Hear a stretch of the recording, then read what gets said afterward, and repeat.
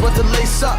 Every day is game day, off my third contract, you still on that same play. Pop spit it out, but I got family sitting chain links. Oh, you bout that action, tell them boys you bout the same thing. Get your popcorn ready, hat made half amazing. Human highlight reel, you gon' sing my name in Beijing. Every rep I take, you'll see the pain that made me. It's gritty on a gridiron, only one of us can stay king. Touchdown every time I touch down, and my defense shut down every time I touch ground. Yeah, lying harder, but I got the eye of an eagle. I put the city on my back, look, I'm gonna ride for my people. And once I take the stage, I'ma start like Evil Knievel. I built to conquer heights, my mind's a daily defeated. When once I get my first ring, I'm manifesting the sequel. Yo, this the IFL, swear to men become heroes in the end. Are you ready for that? You ain't really about that. Are you ready for that?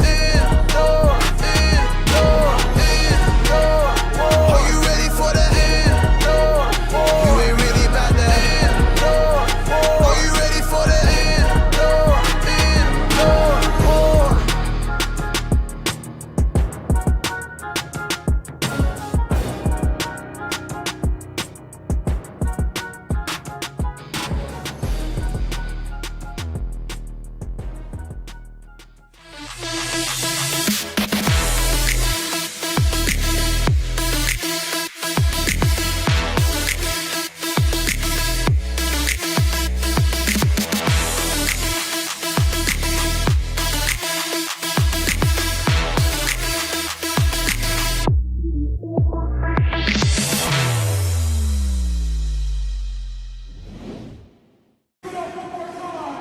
San Diego, California, inside Pechanga Arena. It is time for IFL football. The San Diego Strike Force playing host to the Arizona Rattlers. And we want to welcome you inside, everyone, alongside the coach, John Quintera. I'm Ted Mendenhall. Glad that you can join us. And, Coach, this should be a great matchup. The Strike Force won the first matchup by 10 points. Two really evenly matched teams, and they're fighting for playoff position with just 6 games to go. Well, Ted, I'm going to tell you, anytime you think about indoor football, you think about the legendary Arizona Rattler franchise. They're here tonight in living color against the San Diego Strike Force. Both teams come in 6-4.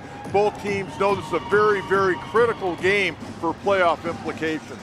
That's what we have coming up next. The Strike Force offense against the Rattlers offense, a quarterback in Nate Sneed, who's only thrown 1 interception all season long, although he's missed some time due to injury, playing in only 5 games. He's a good one, Coach. Well, we got 2 good ones tonight. You got Nate Davis with the Strike Force. You got Dalton Sneed, who's coming off a great game last week at Jacksonville. In fact, such a great game. He was the IFL Offensive Player of the Week. And you take a look at the tail of the tape here, and you can see what we're talking about, how evenly matched they are in records and touchdowns scored. The only real differential is in those rushing yards. The Strike Force still trying to figure out the running game. They've got it figured out, as you mentioned, with quarterback Nate Davis through the air. Well, they've gone through a few running backs. Trayvon Van's out right now. He's on IR. You've got Chance Bell, the former Aztec, down with a knee injury. Rudy Johnson stepping up, getting the bulk of that work. And we were talking to Tariq Thompson, the great safety out of San Diego State, who joined the team midway through the year. And he told us before the game he may get a little time at the running back position. Of course, great player at St. Augustine, had a great career with the Aztecs. Yeah, certainly leads a secondary for the Strike Force that leads the IFL with 15 interceptions coming into today. So that's another storyline to watch, strength against strength. When we talk about Sneed, who came back just a couple of weeks ago from injury, and he has been slinging it for the Rattlers. The Rattlers have won 2 straight, beating Duke City back on May 25th, and then last week on the road at Jacksonville for San Diego. They're coming off of a win against the Tulsa Oilers on the road last week. And Coach, that was a game where one of the few times this year the Strike Force actually got off to a decent start, and it was a good thing they held on at the end of that game. Well, you know, anytime you go on the road in any league, let alone in the IFL, you got to be a little bit concerned about, just being out on the road, and you never know, what the officials might be like in a hostile environment. Tulsa had been struggling, but the Strike Force hung on, and it was really good to see them get off to a good start. That's been a real problem for this team all year long. Here's the coin toss at midfield here on Teacher Appreciation Night. Now, this is our coin. Lady Liberty is head. The American Eagle is tails. As a visitor, you call it, Dalton. What's the call? Tails. Tails is the call. Sorry. Maria's going to toss the coin. We're going to do that twice tonight. Tails is still the call, Maria. You go right ahead. It is heads. You've won the toss in. Which way would you like to kick? San Diego wins the official toss. They've deferred to the second half.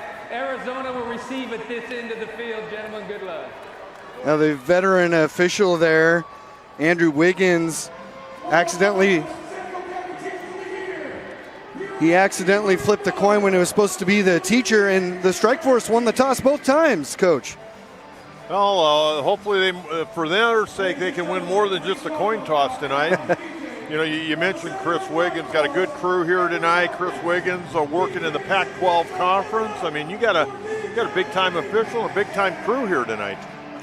Should be a great one. As you heard, the Strike Force won the toss and deferred to the second half. They will be going right to left. The Rattlers offensively in their white jerseys trimmed in black will be going left to right on your screens. Glad that you could join us tonight live on YouTube TV for a big game here in the IFL Western Division. You saw both teams 6-4, but in the division, San Diego with a half game lead at 5-3, while the Rattlers come in at 3-4. So this is a really big game for Arizona, considering they've already lost once to the Strike Force. And if the Strike Force were to win this one, they would hold any tiebreakers at the end of this season. Well, I'll tell you the other thing that could be a deciding factor is the kicking game tonight for the Strike Force. It's been here, there, and everywhere. Connor Mangan back tonight. Aiden Johnson, who was kicking last week, he got hurt early in the game, and it forced the Strike Force to, forget about kicking last week. But Connor Mangan, who's a drop kick specialist, he got hurt. He's healthy. He's going to be kicking tonight, and hopefully he has a good night for the Strike Force. That's been a real bugaboo all year long for the Strike Force. They're on their fourth kicker this year. So let me correct this. The Rattlers will be going right to left to start things off. It's a squib kick, and it'll be taken at the 4. Up ahead to the 10 is Isaiah Houston, and he'll be stopped just across the 15-yard line, shy of the 20, and that's where Dalton Sneed and company will take over on the opening possession as we take a look at that return once again. Overall, the Strike Force this year have done a pretty good job, Ted, in the kicking game. 2 weeks ago, they gave up a huge touchdown at the very end of the game, and it ended up costing them against Frisco. But overall, they've done a pretty good job at covering kicks. Much better this year than they did a year ago. Sneed 14 touchdowns, 1 pick this year. 65% completion percentage. He's an accurate passer, and he can also run. Throwing deep, and it's picked off on the opening play of the game. As they add to their total, the interception by Atoa Fox. Atoa Fox, great coverage. Sneed trying to find a way to wedge that ball in. Atoa Fox is making great play on that. Had inside leverage, picks it off. Big turnover early in this game for the Strike Force. Niger Jackson was the intended receiver, just the second pick thrown by Sneed this season, and this is his 6th game. You know, when you take a look at the Strike Force defensive stats against the pass, they may not rate up there, but I'll tell you what, I'll put this secondary against any team in the IFL. They got some ball hawks back there. Nate Davis, he is more of a pocket passer. They don't ask him to scramble a whole lot, and he throws that one out to the flank to Elijah Lilly, and he'll pick up yards, 41 touchdowns, 7 interceptions, completion percentage of 59% coming into today. 2nd down and 5 from the 20. Play action, here comes the blitz, and he'll just throw it away. Closest man to it was Rudy Johnson, and there's a flag possibly for a late hit here. I'm pretty sure it was a late hit, Ted. Number 9 defense, 15-yard penalty, automatic first down. Traveris Farrell getting called for the roughing the passer. That's an automatic first down, and we'll take it all the way down to the Arizona 15. Well, the other thing you got to watch for tonight And you'll take a look right here, Nate Davis. I don't know exactly who he was thrown to there. It almost could have been intentional grounding. There was nobody there, but he got hit late. But you've got some changes on that offensive line that we'll talk about after this play. Davis pointing out the linebacker. That's Houston. Back to throw. Lofts it over the middle, and it's caught for the touchdown. Touchdown, Arthur Jackson III. It's a 15-yard touchdown pass, and the Strike Force have a 6-0 lead. Arthur Jackson had 3 catches last week at Tulsa, all 3 for touchdowns. Got 1 tonight, touchdown. I mean, he's a touchdown machine. If you recall, he lost some time. He got suspended early in the year for 3 games. And he's come back with a vengeance, but again, big touchdown. And this is exactly what the Strike Force has been talking about all week. We got to get off to a fast start. Connor Mangan for the extra point, puts it up and through, and it's a 7-0 San Diego lead. 12:28 to go in the opening quarter. We'll be right back.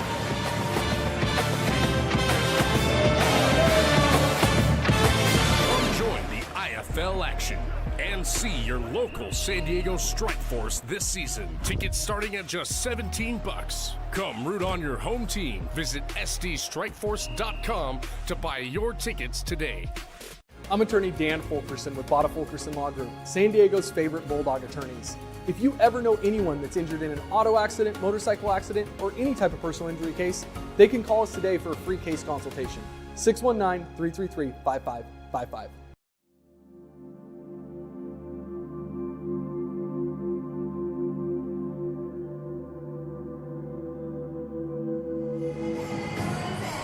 Well, a great start, something that San Diego has been looking for, Coach. Fast starts. They get the interception on the first play of the game and convert that into 7. Now, good protection, and Arthur Jackson's got great separation. I mean, he's just a really talented guy. I had a chance, Ted, on Thursday. I had a chance to talk with him and Rudy Johnson a little bit. And the first time I've really had a chance to talk with Arthur Jackson III and Rudy Johnson at great length. 2 really nice guys. Another squib from Mangan will go all the way into the end zone and taken out by Houston. Across the 10 to the 15 and gets all the way across the 20-yard line. So good field position to start off for the Rattlers. Isaiah Houston, you know, he's an interesting guy. He played at Arizona Christian. He also played at Phoenix College. But he's kind of a lifer. This is his 4th year with the Rattlers and doing a nice job. I mean, he plays wide receiver, returns kicks. I mean, he's had a really dynamic IFL career to this point. Yeah, Phoenix College in the NAIA before going to Arizona Western. Rattlers have had 1 play. It was an interception. Snead sends 2 receivers left, and this time it's going to be a handoff on the left side. And that'll get it close to midfield at about the 24-yard line. That run by C.J. Odom, the running back out of Angelo State. Angelo State, this is one area where I think the Strike Force, and I was talking with Tariq Thompson about this, they do a great job of containment and really using those boards to their advantage. I mean, very seldom have we seen running backs get outside on the Strike Force defense all year long. 2nd down and 6, 3-man rush. Snead steps up. He can run it a little bit, and he throws it away. It was intended for Jamal Miles, who was wide open.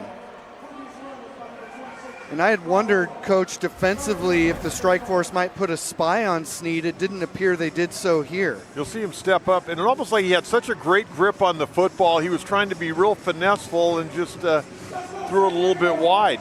Take a look right here. He could have run right there. Yeah, Sherrod Williams was in the area, but I think Snead gets the first down if he tucks it and runs. 3rd down. Throws right side wide open and stopped right at the 10-yard line. Catch made by Corey Reed Jr. He is out of Fulton, Georgia. Played as college ball at Jackson State. You watch Corey Reed Jr. here, good out route, going right into the boards, gave himself up. Coming off a great game a week ago, Ted, down in Jacksonville. 4 catches, 98 yards, and 2 touchdowns. Of course, a running clock here in the IFL. Until we get to the 1-minute warning. And then it takes about as long as the previous 12 minutes took. First and 10 from the 10, running wide, and good defense there by the strike force. He'll just get a couple of yards, does Odom. He's a load, 6'1", 220 pounds, but in there on the play, Javian Williams. Javian Williams.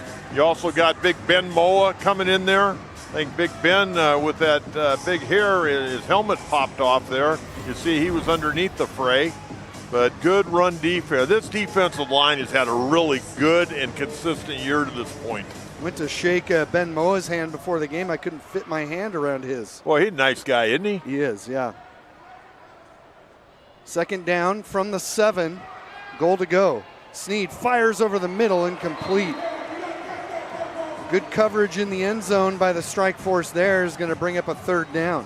Yeah, one thing about the strike force tonight, they got 5 guys that play on that defensive line. They can move guys in and out, and Snead just humming that ball. Some lucky fan got an early souvenir. And that was Justice King on the coverage. Good coverage there, man on man. Odom in the backfield next to Snead. Third and goal from the 7. Snead fires quickly to the right side. It's caught and into the end zone. Jamal Miles for the touchdown. Comes with 8:50 to go. The old veteran. We're talking about Isaiah Houston being with the team for 4 years. How about Jamal Miles, his 7th year with Kevin Guy and the Rattlers? Nice little rub route to the outside. Nobody out there. They got completely discombobulated in their defensive coverage there. Dawson Evitz is the place kicker, looking to tie this game. Kick is up, and it is good. So a good answer for the Rattlers after they gave away 7 on the pick and the conversion. They come right down the field after a good kickoff return and even the game at 7 apiece. One thing about when you play defense in the IFL, you got to be able to deal with adversity. I mean, it's so hard. And when you can get, the old saying, you wanted to get 2 to 3 stops per game. Strike Force, I think a couple weeks ago, they had like 7 stops, which was amazing. And they needed it because they'd fallen behind against Frisco. But, Coach Simpson, they brought in as a defensive coordinator. He's done a great job this year, no question about it. Bottom line, they got some dudes that can play on defense. I mean, this is by far the best roster they've had since this team was formed back in 2019. Every year, the team has gotten better. Taylor Jennifer got these guys playing very, very well. And, they're going to get the ball back here. And I wanted to mention, they had played pretty much with 4 offensive linemen all year. Well, they've made some big changes this week. They brought in Clayton Bradley, 6'6", 310, who played at UNLV, and prior to that, he was at SC for 5 years. They brought him in. He's playing left guard. Jalen Booth is still the center. He's been their center all year long. But they also brought in their right guard, Adonis Boone, 6'5", 315, who played at Louisville. So you've got your 2 guards tonight who are playing their first games for the Strike Force. Elijah Lilly, Rudy Johnson back for the Strike Force. As Evitz kicks it away, this is going to be Lilly, across the 10, and he'll be stopped just shy of the 12-yard line. And that's where Nate Davis and company will take over. Of course, the head coach for San Diego, Taylor Jennifer. He is also the offensive coordinator. This is real good coverage by Arizona. Kicking it to the boards, kind of narrowing where they can go and what they can do. And really, the bottom line, Elijah Lilly didn't have a whole lot of room. So they place it right at the 12 with just over 8 minutes to go in the first quarter, tied at 7 apiece. Rudy Johnson in there, along with Lilly at wide receiver. No running back. Dumped over the middle and caught on the run across midfield. That's Elijah Lilly with the catch and run. Once again, getting rid of that ball in a hurry right there. Elijah Lilly getting upfield. Nice positive yardage on that first down. Get a first down, keep it rolling, keep the clock working here. Pick up a 15 on the opening play of the drive. Davis directing the offensive line. Now he's got Rudy Johnson in the backfield to his right, and he will hand it off to Johnson, and he is stuffed. Caught in the backfield by Kevin Symes Jr. Kevin Symes came flying in there out of southeastern Oklahoma State, 6'3", 250. It was almost like he was in the strike force huddle. He knew exactly where that ball was going. This is an area now with Chance Bell out, Trayvon Van not eligible on the IR right now. They got to be able to run the football, Teddy. And Rudy Johnson sort of playing that slash role for the strike force. And that's going to be a penalty. They never snapped the football. I think they're going to get Savon Lowry, the big nose tackle on this one. Yeah, some miscommunication there. Side. Defense number 90. Oh, they got offsides. Still second down. Yeah, Savon Lowry, 6'3", 275 out of Central Florida. You'll see him right in the middle of the screen there jumping. Right there. There you go. Good call there, Coach. It'll be 2nd down and 8 now after the penalty. So it basically negates that tackle for loss on the previous play. From the 21-yard line.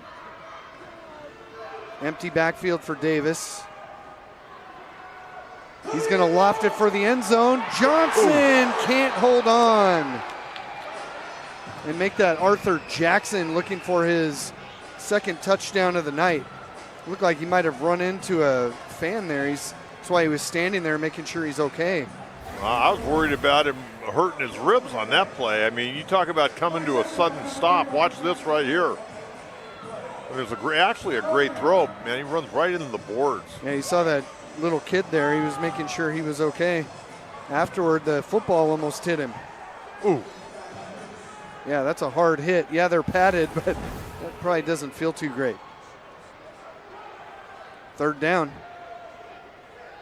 Davis to the right side, incomplete, and there's the flag. Yeah, that was an obvious pass interference. Well, it was either pass interference or it was going to be an easy touchdown, and they're going to have the ball right there on the doorstep. That'll go half the distance to the goal as Elijah Lilly beat his man. Defense, 15-yard penalty, automatic 1st down. Now, if that would have been in the end zone, they would have put the ball at the 2-yard line, but because it occurred outside the end zone, that was close right there. That very well could have been at the 2-yard line. It'll be half the distance. It's Jermaine Dubs. Former Strike Force player, Jermaine Dubs. So this will be 1st and goal from the 6. 5:20 to go. Pass to the flank. That's Lilly. He'll get it inside the 5. They tried to strip the football. And he'll get it to, looks like they're going to mark it right on the 5-yard line. Just a yard on the play. Well, they've run that play twice, haven't gotten a whole lot out of it. But again, you got to go pretty much turn that ball either back inside or just go straight up the field. You can't try to take it outside because you're running right in the boards, and great containment on the outside there. A real good effort by Omari Alexander, the rookie out of Western Kentucky. 2nd down and goal from the 5. Strike Force, their 2nd possession of the night. Davis throws across the field, and it's caught for the touchdown. Elijah Lilly catches the 5-yard strike. Now take a look at this. Now this is a heck of a play. I mean, you talk about getting rid of the football and putting it right on the money. You'll see Nate Davis rolling out here right, just a little bit, throwing off his back foot and putting it right on the money. Now that could be a dangerous pass, throwing back across your body like that, but he put that thing right on the money. Well, and the thing is, he threw it. If his guy wasn't going to get it, nobody else was going to get it. He beat the rookie Omari Alexander. And the extra point is good with 4 minutes to go in the 1st quarter. The Strike Force have a 14-7 lead, and we'll be right back.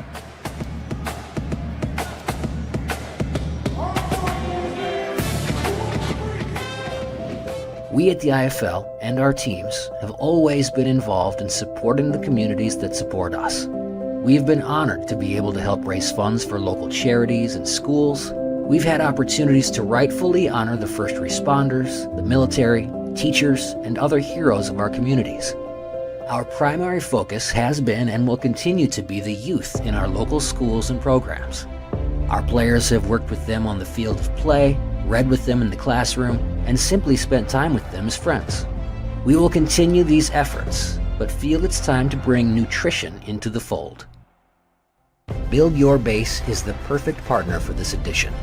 For the past 5 years, the Build Your Base program has been educating and empowering youth, high school, and college athletes to leverage the power of nutrition to support good health and athletic performance. Build Your Base will help us include a nutrition-based message into our time with local youth. We'll hold game time events in multiple communities throughout the 2023 season. Events will feature players visiting with local youth to play, visit, and have fun, all while teaching them about food, exercise, and nutrition. In 2023, look for game time events near you, as well as... Mangan with the kickoff.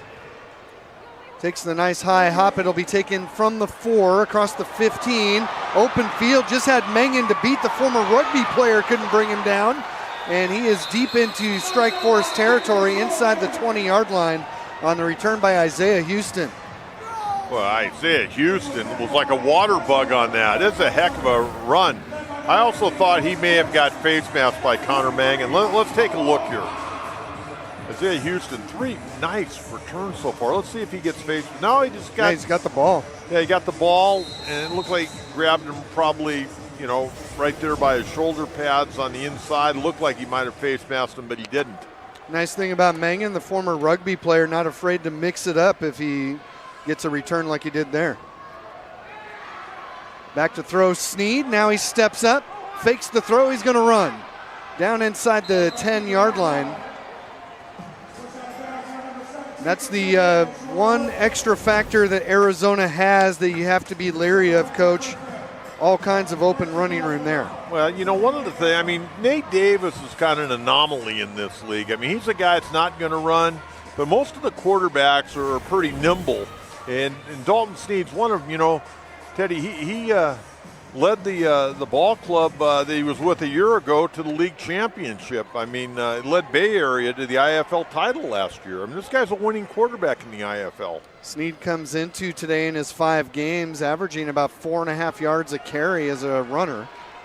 That one's taken right up the middle by CJ Odom. He'll get a couple. It'll be 2nd down and goal coming up. Once again, pretty good run defense.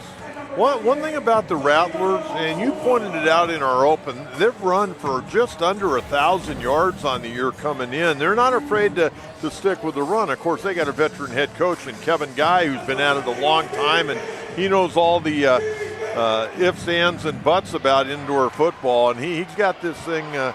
They're playing pretty good right now. They've gotten on a pretty good roll. Sneed throwing for the corner, incomplete. Some pushing and shoving afterward. And again, some good coverage there by the Triton cornerbacks. Corey Reed Jr. He already got one big catch in this ball game, trying to get another one right here. That's just good coverage right there. Yeah, Justice King, and he had something to say about it afterward as well. I tell you what, I've been impressed on this opening quarter with the way these Strike Force corners stick with their receivers. Yeah, they're tough. The passing yards against them probably don't rank them real high, but overall, man, they're ball hawks. Sneed throws over the middle, and he threw it away. Again, great coverage in the back of the end zone. He was looking for Corey Reed Jr. Now let's take a look. How's Kevin Guy going to play this? Is he going to play for the field goal on 4th and 6, or are they going to go ahead and go for it? I'm guessing in this position you're going to go for it. That was a Toa Fox who already has an interception tonight on the coverage on that last play. Sneed didn't even take the chance, threw it away. You got to watch him right now running. I could see him running some kind of quarterback draw here. Under a minute to go, yeah, like a run pass option. I'd put the linebacker Sherrod Williams spying on him right here. On 4th down, they bring an extra man. Sneed had time and he threw it away. It's going to be pass interference called against Justice King. had the coverage on Corey Reed. Now I want to see that again. I'm not so sure Corey Reed Jr. didn't fall on his own volition. We'll take a look on this replay right here. Number 21, see if we got a good view of it. Half the distance to the goal. It occurred early. First down, Arizona. I don't know, man. Now we're going to have a good view of it. Let's take a look. Okay, breaking. They called him for the holding, Coach. He was holding him out of the break. Yep. And that's an automatic first down. That's the part that really hurts. So they'll get 4 more chances. They're at the 3-yard line. They'll have to run at least one play here.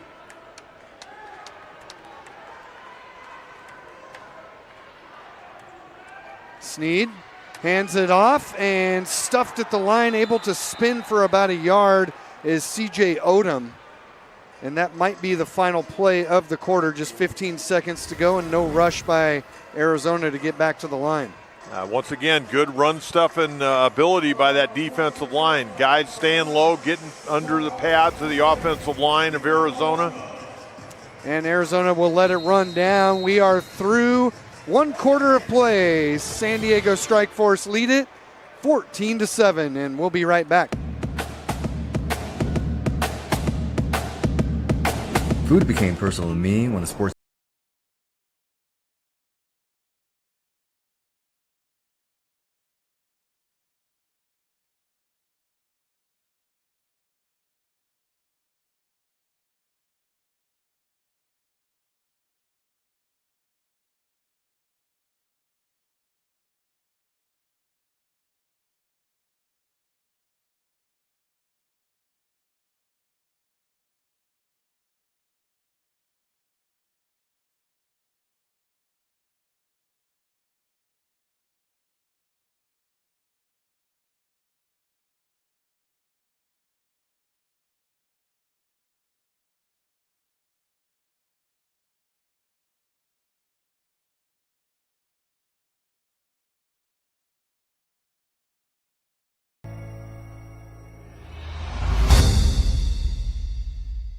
Welcome to Dirty Birds, San Diego's #1 sports bar and grill. We've been voted top 10 wings in San Diego for 11 years in a row, and top 10 wings in the country by Yahoo Sports and thedailymeal.com. We offer over 35 sauces, salads, burgers, and weekly specials. We have 24 4K TVs, 22 rotating beers on tap, and 4 dog-friendly patios. Come on in and enjoy our famous wings and a frosty beverage at Dirty Birds. Well, what a great night for indoor football league action here in San Diego. The Strike Force with an early 14-7 lead. Ted Mendenhall and the coach John Quintero with you. The Rattlers about to go 2nd and goal from the 2-yard line to try and even this game. Now, being a defensive coordinator in this league, man, I'll tell you what, you'd be pulling your hair out. It's so hard to stop guys in this league. Sneed will hand it off to Odom, who picks up the touchdown from 2 yards out. Coach, that is just his 2nd touchdown of the season, and this just his 3rd game of the year. Well, they've used some of their wide receivers have actually been running backs this year. They've used Shannon Brooks, who's carried the ball quite a bit this year. In fact, he's got 16 touchdowns on the year. Kicker is Dawson Evitz out of Kutztown University. He's from Auburn, Pennsylvania. Started his college career at Erie Community College. And he puts it through, and we are once again tied at 14 apiece. There's another look at the touchdown run by Odom. Coach, he's a load, 6'1", 220 pounds. He can wear on a defense. Yeah, and the thing is, I mean, he hit the line of scrimmage. I mean, they gave it to him, and he went straight ahead. He wasn't trying to do anything besides going straight ahead. Yeah, when you talk about being a defensive coordinator, if your defense gives up 40 points in a game, you feel pretty good. You know, it's kind of interesting. We were talking with Tariq Thompson, Teddy, before the game. We were talking about Chance Bell. Of course, he played with Chance Bell at San Diego State, and I go, man, that's too bad that Chance is hurt. For fans that aren't aware, he hurt a knee a couple of weeks ago early in the game against Frisco, and I go, because he really is kind of starting to hit his stride. He catches the ball in the backfield, he's running the ball, and the one thing about indoor football, you can't go wide. Okay, you got to find a little sliver of daylight, try to get to that sliver, or you just got to go straight up, straight ahead. I mean, you can't dash and try to high step guys around. I mean, you got to go straight ahead. I mean, that's why you see some of these guys, these big guys that carry the football in this league that are, 5'9" to 6'1", that weigh, 220 pounds. The water bugs, running backs in this league, really, I think, have more of a problem than the big burly guys. They kind of like the old football fullback guys. High kick, Lilly will take it from the 2. Across the 10, has some open field, but there's a flag on the play, and he's going to take it all the way to the end zone, but let's check the flag back at the 15-yard line, and looks like this one is coming back. I think you got multiple fouls. I think you got definitely a hold right initially when Lilly called that football. Wait, Lilly showed a little burst, didn't he? Yeah, I'm anxious to see that, but I think this is going to be a hold. They may call block in the back, but it looked like a hold to me. Here's the call from... 2 fouls on the play, both by the receiving team. Holding number 17, that penalty is declined. Holding number 21, that penalty is 10 yards. First down, San Diego. Sherrod Williams, Justice King, the guilty parties. Good call on your part, Coach. Well, I thought there were multiple fouls. You see the flag come right initially, and then when they get to the boards, another one came. Definitely holding him. Yeah, you could see Justice Kings was right in the wide open. There was no way to get away with that one. Well, a little adversity here for the Strike Force down a 14-14 game. Well, we saw Nate Davis last week at Tulsa throw a touchdown from this spot. First down from the 7, again an empty backfield. Sends 2 in motion. He'll hand it off to Rudy Johnson, 10, and gets up ahead close to the 14-yard line, so a good run on first down. I mentioned he's sort of their slash player. Those that remember the Pittsburgh Steelers and Cordell Stewart, that's kind of Rudy Johnson's role. He plays as the backup quarterback. He's a running back here. He'll also catch passes. Yeah, wide receiver, and if necessary, he could go back there in the secondary, and on Monday through Friday, he can sell you a house, one of the top selling real estate guys in North County. There you go. You just gave him a free plug, too. From the 13-yard line, 2nd and 4. And flags going against the offense again.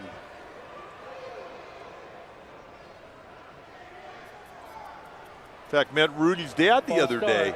Number 70 offense, 5-yard penalty, still 2nd down. That'll go against Adonis Boone. And, Coach, I guess this is as good a time as any to talk about the fact that the Strike Force have several new offensive linemen in play today. Boone is one of them.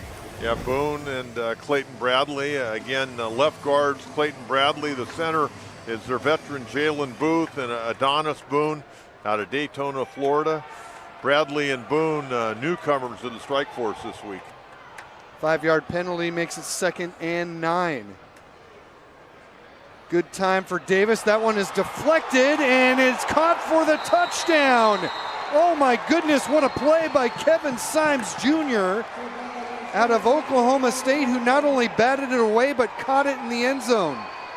This is a tough one here. You're going to see Adonis Boone, the right guard, is on him, and you'll see him trying to keep him away, and Rudy, or I should say Nate, tries to throw it, and ball gets popped up, and all of a sudden a touchdown for Arizona. How about that?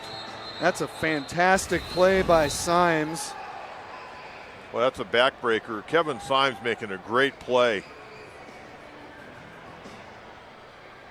Not sure what Taylor Jenniser is asking about here. That the pass was complete. The previous play is now under review. Timeout. So they're going to challenge that it hit the ground before he made the catch. Now let's see if we can take a good look at it. We might be able to make that decision before Chris Wiggins is able to make it. Well, it didn't even occur to me that it hit the ground. It looked like a clean catch to me.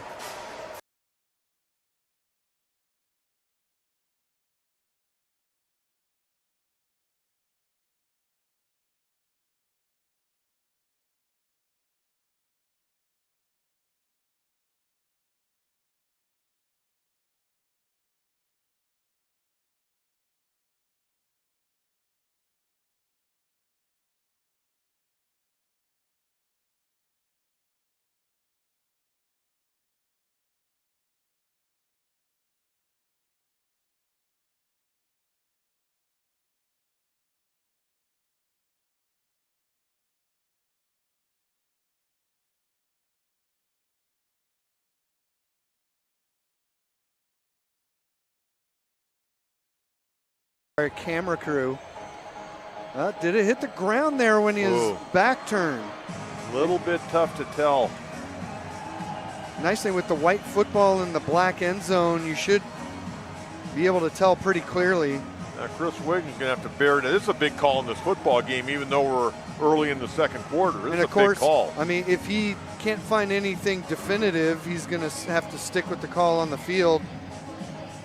And he was right on top of it, by the way. Yeah, let's take another look right here. This is a good angle here. Now his back will be to us, but watch the football. Davis did not get a hand on it at all. Ooh, I think it touched. Right there, it looks like it may have hit the ground. I think it may have hit the ground there, Ted. As Chris Wiggins getting what we're getting. There's another look. Just watch the tip of the football right there. And his hands were on the side of it, not underneath it. I think that's incomplete. All right, looks like he has made his verdict. Let's hear the call from Chris Wiggins. I'm going incomplete. After review, the ruling on the field of a touchdown stands. So not enough to overturn it. They are charged with a timeout, and they have one challenge remaining.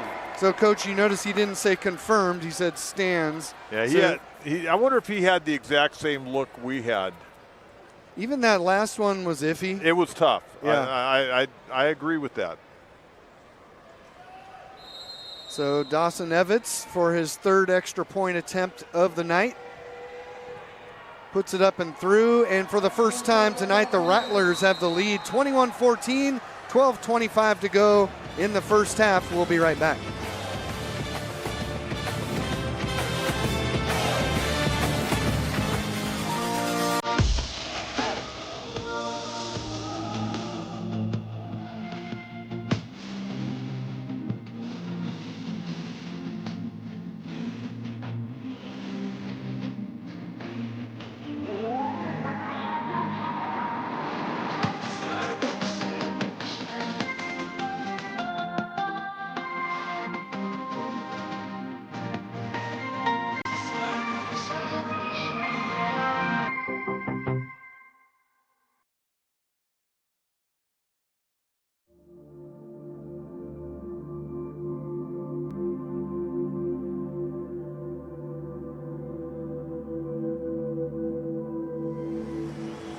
Well, we talked about the prowess of the secondary for San Diego Strike Force, now 16 interceptions this year. That was just the 5th of the season for Arizona, and it turns into a pick 6 on the fantastic play by Kevin Symes Jr. out of Prosper, Texas. Southeastern Oklahoma State is where he went to college. Well, this game is exactly what it was advertised, going to be hot contested ball game, and to this point that's exactly the way it's been. We got a long ways to go though. Kick is away. Lilly from the goal line to the 10, and he'll be stuffed right there on a good open field tackle by Omari Alexander. Boy, Omari Alexander, what a nice defensive play there on that kick coverage team. Take a look at this form tackle here. Great tackle. Eyes to the sky. Got down in that squat and stopped his momentum at the 11-yard line. That's where the Strike Force will take over. Scored on their first 2 possessions and then gave up a score on the interception off the tip for a touchdown. I think this game's going to go down to the wire. It's feeling that way. 4 receivers all to the right side. Davis will dump it that way to Rudy Johnson. And Arizona makes the stop right there at the 14. Yeah, Rudy, more than anything else, a little safety valve for Nate Davis on this play right here. Nate's surveying the landscape, and he knew he had Rudy out in the flat and got it to him, got whatever positive yards he could get, which was only 3. And 2 guys underneath and 2 deep. Early in the downs, he takes the 3-yard pickup to the 14-yard line. Now they'll go 4 receivers left side. 2 stacked and 2 coming in motion. And it'll be a screen to Johnson. Makes a quick move out to about the 17-yard line. That's going to bring up third down. They love these little screens out there and get their other couple of wide receivers blocking. Overall, I think Arizona's done a really nice job in this area. But again, it only takes one missed tackle and you can take it to the house. Well, that's true, and you can also get a defense comfortable with those underneath routes and then throw it over their heads. See what they do here on 3rd and 4. Quick throw right side, and it's caught, immediately brought down by Omari Alexander. I'll tell you what, Omari Alexander was about a step away from taking that the other way. Did you see him close on that football? I mean, Nate Davis got that ball out there in a hurry, but Omari Alexander coming from that defensive back spot. See him look him drive on the ball right there. Wow, what a play. And Jordan Kress did a good job showing both of his numbers to his quarterback. That's enough for the first down. Boy, that was an impressive effort by the cornerback, though, even though Jordan Kress made a nice catch and paid the price for it. And Coach, I think that gives you an idea, and the fans out there, of the kind of arm Nate Davis has. Throw it out to the slot there. The catch made by Isaiah Cox, his first catch of the night, gets it into Arizona territory at about the 22-yard line. Yeah, Isaiah last week at Tulsa was pretty quiet, only one catch for 8 yards, but you know, you move these guys around, everybody gets their opportunity. The thing that I like about Nate Davis, I mean, that's the difference. I mean, Kurt Warner talked about that, you know, when he, became a great star and eventual Hall of Famer with the Rams. He talked about playing an indoor football, you have to make quick decisions and get rid of that football. Nate Davis gets rid of that football quick. Mid-season acquisition a season ago has really turned around the offensive fortunes for the Strike Force. 6-yard pickup there, and there's a flag on the play. I think they're going to catch him for delay of game here. I think they're going to catch him for a variety of different things. Taylor Jenniser. False start. Off 3 men in motion prior to the snap. 5-yard penalty, still second down. Taylor Jenniser there in the background with his hands on his hips. Let's see, 3 men in motion. They had guys going every which way. Can only have 2. That'll make it 2nd and 9 back in their own territory now at the 24-yard line. 21-14, Arizona has the lead. About 9 minutes, just a little over 9 minutes to go in the first half. Well, this is a huge drive for the Strike Force. Get a little momentum back after that interception that ended up resulting in a touchdown. Little misdirection there, throwing deep, has his man beat, and it's incomplete. Oh, if he puts a little air under it, it's an easy 6 for Elijah Lilly. Well, you're going to see he beat the defensive back for Arizona, Dillian Winfrey, had him beat, but just couldn't quite throw enough air underneath that football. I mean, he was wide open. Winfrey got his feet crossed, got beaten badly.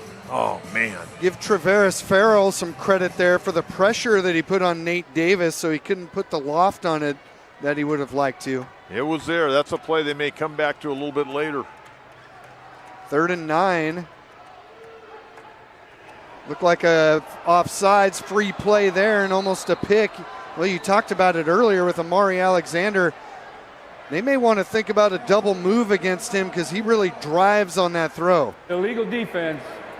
Number 99 was out of his stance prior to the snap. 5-yard penalty, replay 3rd down. Make it a 3rd down and 4.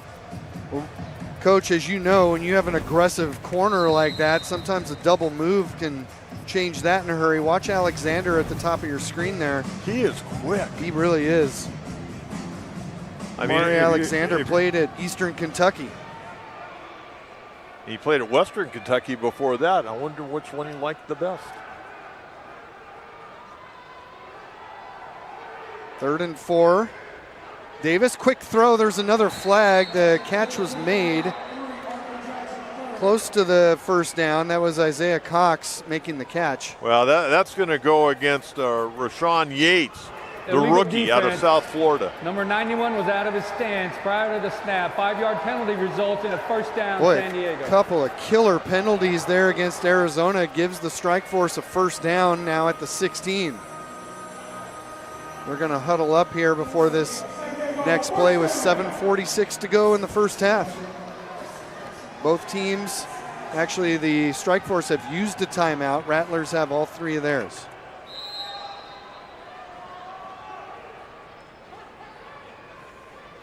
bringing in extra men, and Johnson fell on the play, and there's another flag. That's going to be defensive holding. Devontae Merriweather, the guilty party, it would appear here. That's a big-time name, by the way. Played in the CFL, Merriweather did, for the Toronto Argonauts. Illegal contact. Contact beyond 5 yards. Number 8 defense. 5-yard penalty, automatic first down. Played just up the road here at Saddleback Junior College for the Gauchos as well. That was at the tail end. That was after he'd already knocked Rudy Johnson down.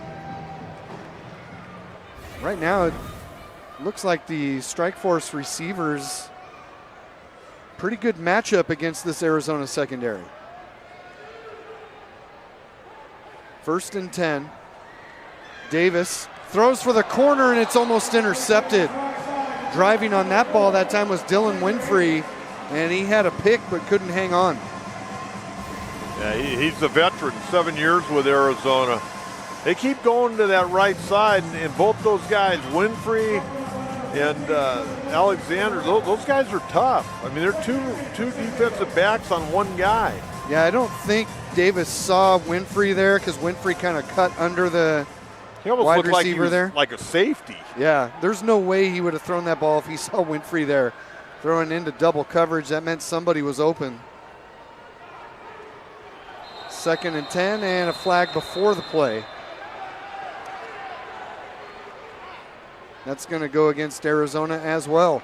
They got a nice crowd here tonight at Pechanga Arena. You know, they've got 2 more home games, and they're both Number 8 defense with contact. 5-yard penalty, still 2nd down. and they're going to be on Saturday night. If folks, you haven't been out to Pechanga to see the Strike Force, come on down. A lot of fun. And by the way, if a ball goes into the stands, you get to keep it, whether you're a little kid or a big kid. And I would have to say, too, the Strike Force have the best gear in all of the IFL. Come down, get a T-shirt, a sweatshirt. Hey, you went and bought yourself a T-shirt tonight. I did. 2nd down and 5. Johnson running to the right side, inside the 5 before he is brought down. It'll be 3rd down and goal coming up. Nice Rudy cut Johnson. here. Rudy Johnson running tough, man. Running tough. Some good blocking up front by the big boys. You see there on the right side, Adonis Boone, new to the roster. Made a nice play to spring him inside the 5. I mean, the Strike Force really, right now, they don't have a true running back. I mean, Rudy Johnson's a jack of all trade, the Swiss Army knife as you would have it, but they don't have a true running back right now with Chance Bell out and Trayvon Van on the IR. Davis throws over the middle, and it is caught for the touchdown. Isaiah Cox picks up the touchdown throw, and they're an extra point away from tying it up. Wow. Wait till you see this. I mean, Isaiah Cox was on the near side. He runs an in route, and he just gets to the back of the end zone. That's just a great throw and a great route. 3rd touchdown pass of the night for Nate Davis. Well, I got to be honest with you. I'm really enjoying this matchup between the Strike Force receivers going against this secondary. This secondary is pretty talented. Well, and I've got to think Arizona offensively is going to try and get the ground game going to try and just slow them down. Mangan, that extra point is good. We are all knotted up at 21 with 4:44 to go in the first half. We'll take a break and we'll be right back with the kickoff after this.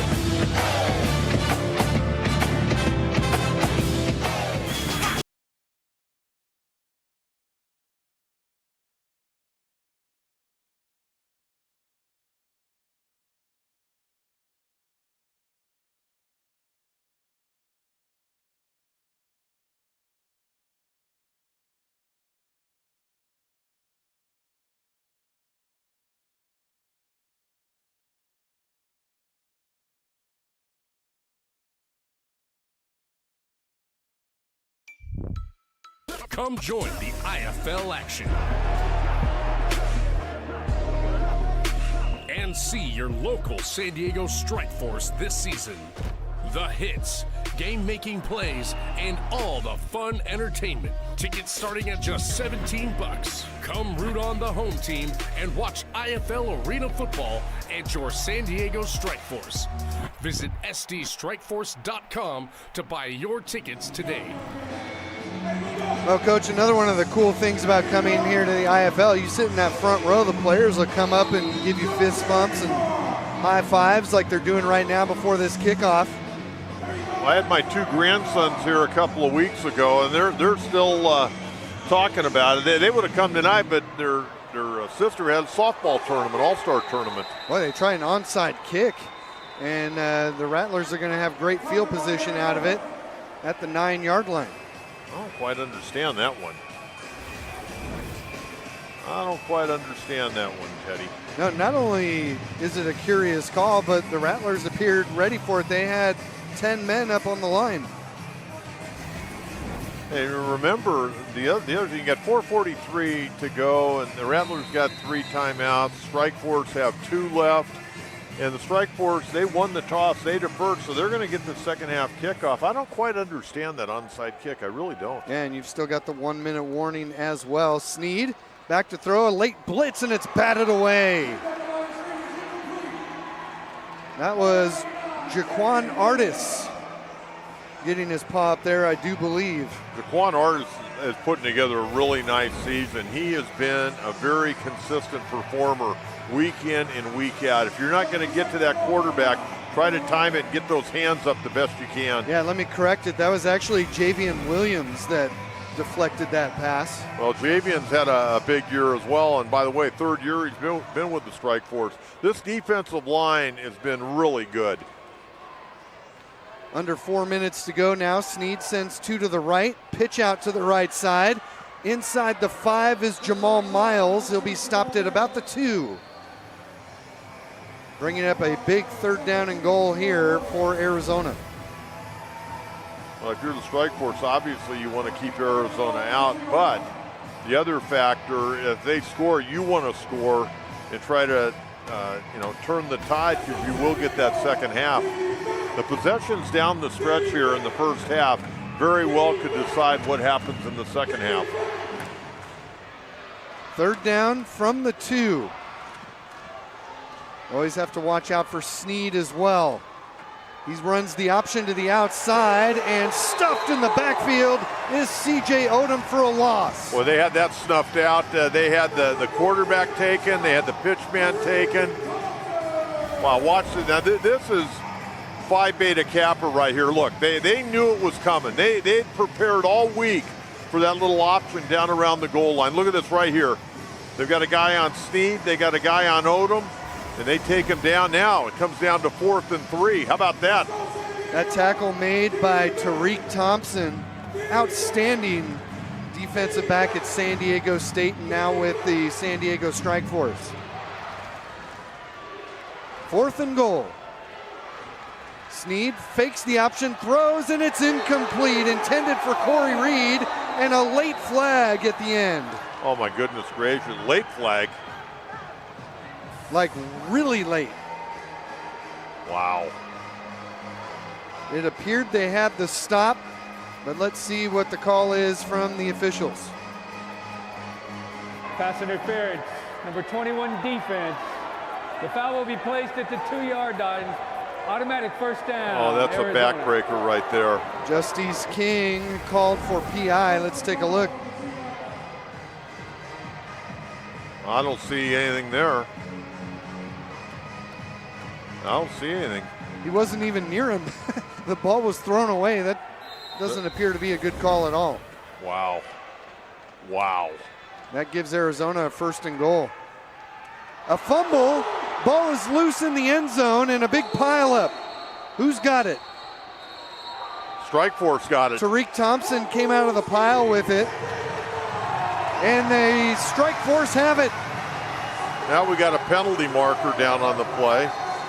Lamar Mady arguing with the officials, and I think he may get an unsportsmanlike here. I'll tell you, if I'm Kevin Guy, I'm going to challenge this. Fumble recovered by the defense in end zone. The result of the play is a touchback. San Diego has the ball 1st down at their 5-yard line. if I'm Kevin Guy, I might challenge this to, you know what, even if I'm off, I may challenge this and see if my guy was in the end zone, which I don't think he was, but you know what? Let him challenge it. What the heck do you have to lose other than a timeout? Yeah, I'm surprised that they're not. I think that's a great call by you, especially in the field position that they had. I think here you're going to, well, he, you know. There were fouls against both teams. Unsportsmanlike conduct number 2, San Diego. Unsportsmanlike conduct number 17, Arizona. Those penalties offset. That's the first unsportsmanlike for both players. It's still first down, San Diego at their 5-yard line.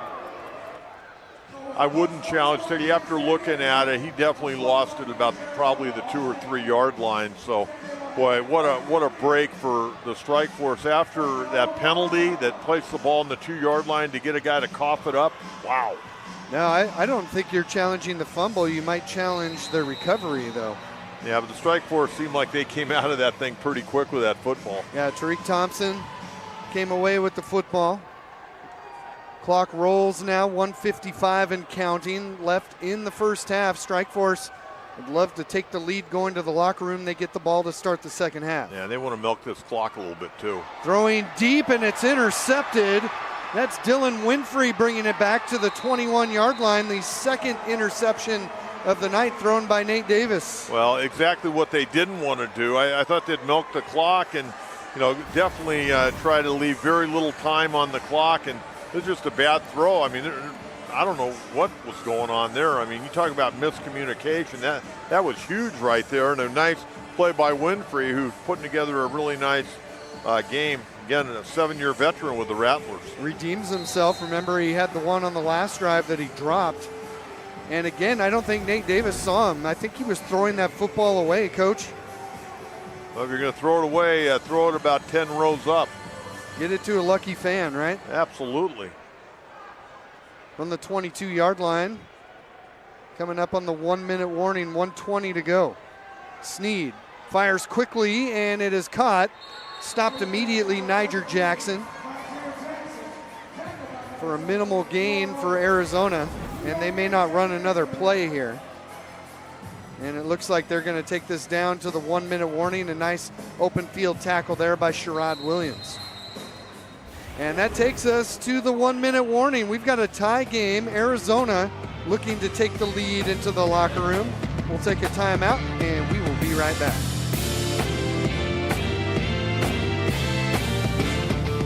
How's the chicken? The prawns are delicious. Oh, I have a shellfish allergy, so. Prawns, very good, ma'am. And I'll have the artichoke ravioli. The steak, excellent choice. Did I say chicken wrong? Tired of people not listening to what you want? It's truffle season. That's okay. Never enough truffles. I'm good. How much are they? It's a lot. Oh, okay. It's like a priceless piece of art. This? Yeah. No. That's no. Yeah. Enjoy. I'm good. They're like an individual gold medallion, each one of them. I'm just gonna pick these off. Yes. Is there any way we can send the truffles back? Yeah. Not that we don't love them, but It's okay.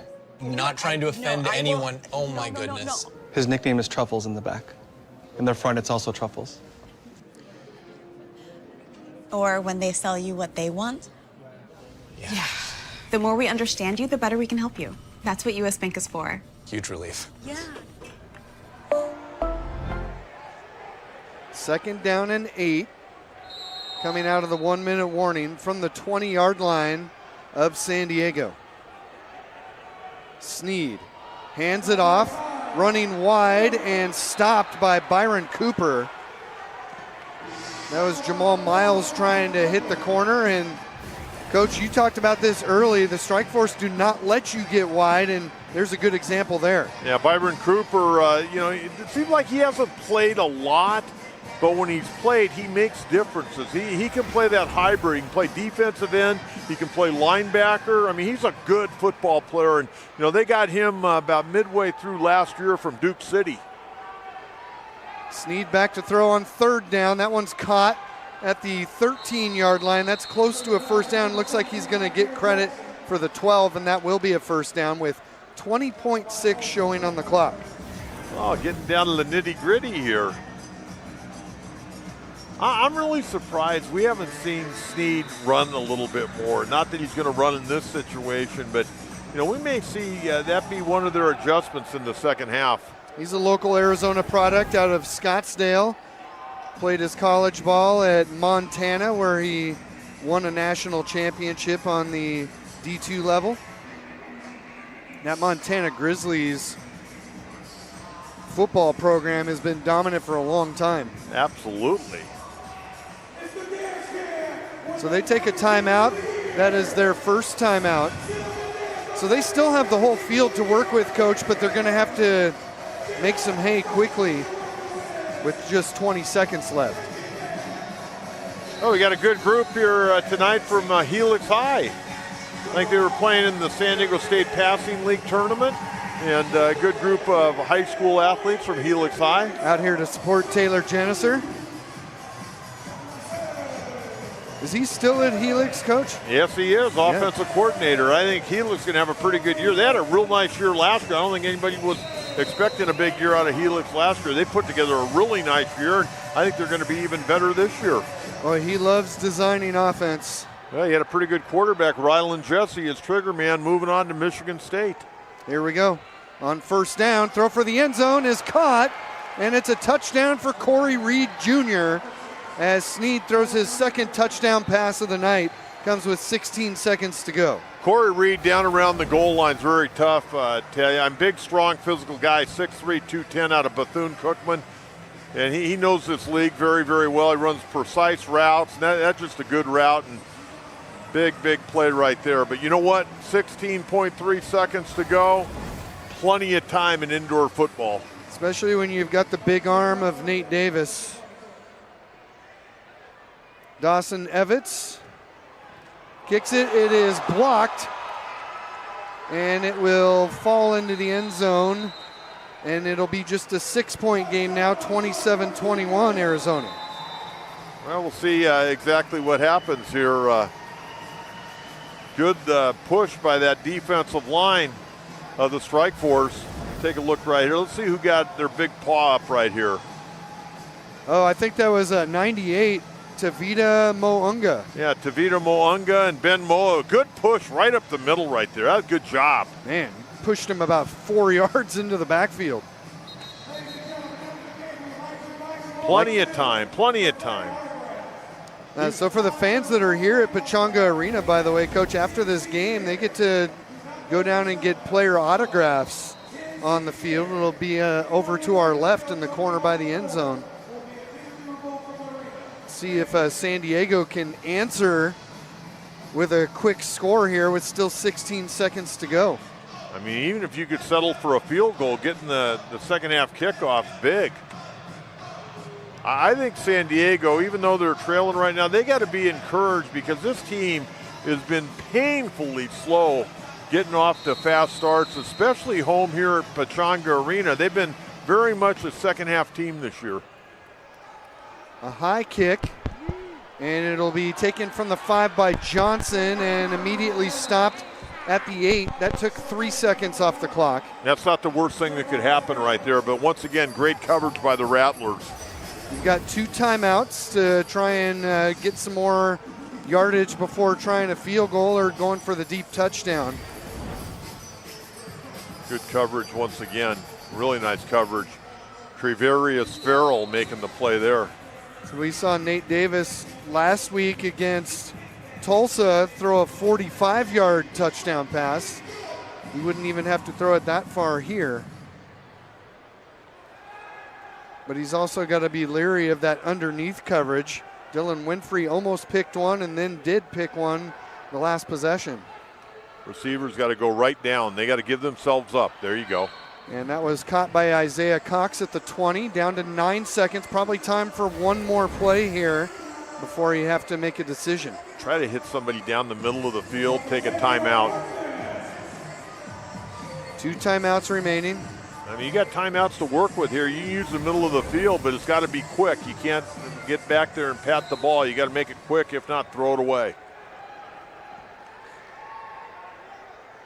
From the 20, Davis pointing out the defense. Looks like they're going to bring a 4th man here. They do on the blitz, and he throws over the middle. It's caught, and the clock stops with 6.5 remaining. Elijah Lilly making that catch at the 18-yard line. Well, you should have 2 opportunities to throw the ball in the end zone with 6.5, but if you use too much time out of the half on this first play, then you might have to try to settle for a field goal. But more than anything else, take a couple shots into the end zone here. You may go into the locker room leading 28-27. Taylor Jenniser going to try and draw something up that they like. Now you know that you're well within Nate Davis's ability to get that ball to the end zone. And the receivers have been getting separation all night. It's just a matter of Davis seeing the coverage clearly. That was perfect, man. Work the middle of the field. I mean, and that's exactly what they did on that play. Take the time out. Still got plenty of time for a couple of plays. 6.5 remaining in the half. 27-21. Arizona's got the lead. Strikeforce trying to change that.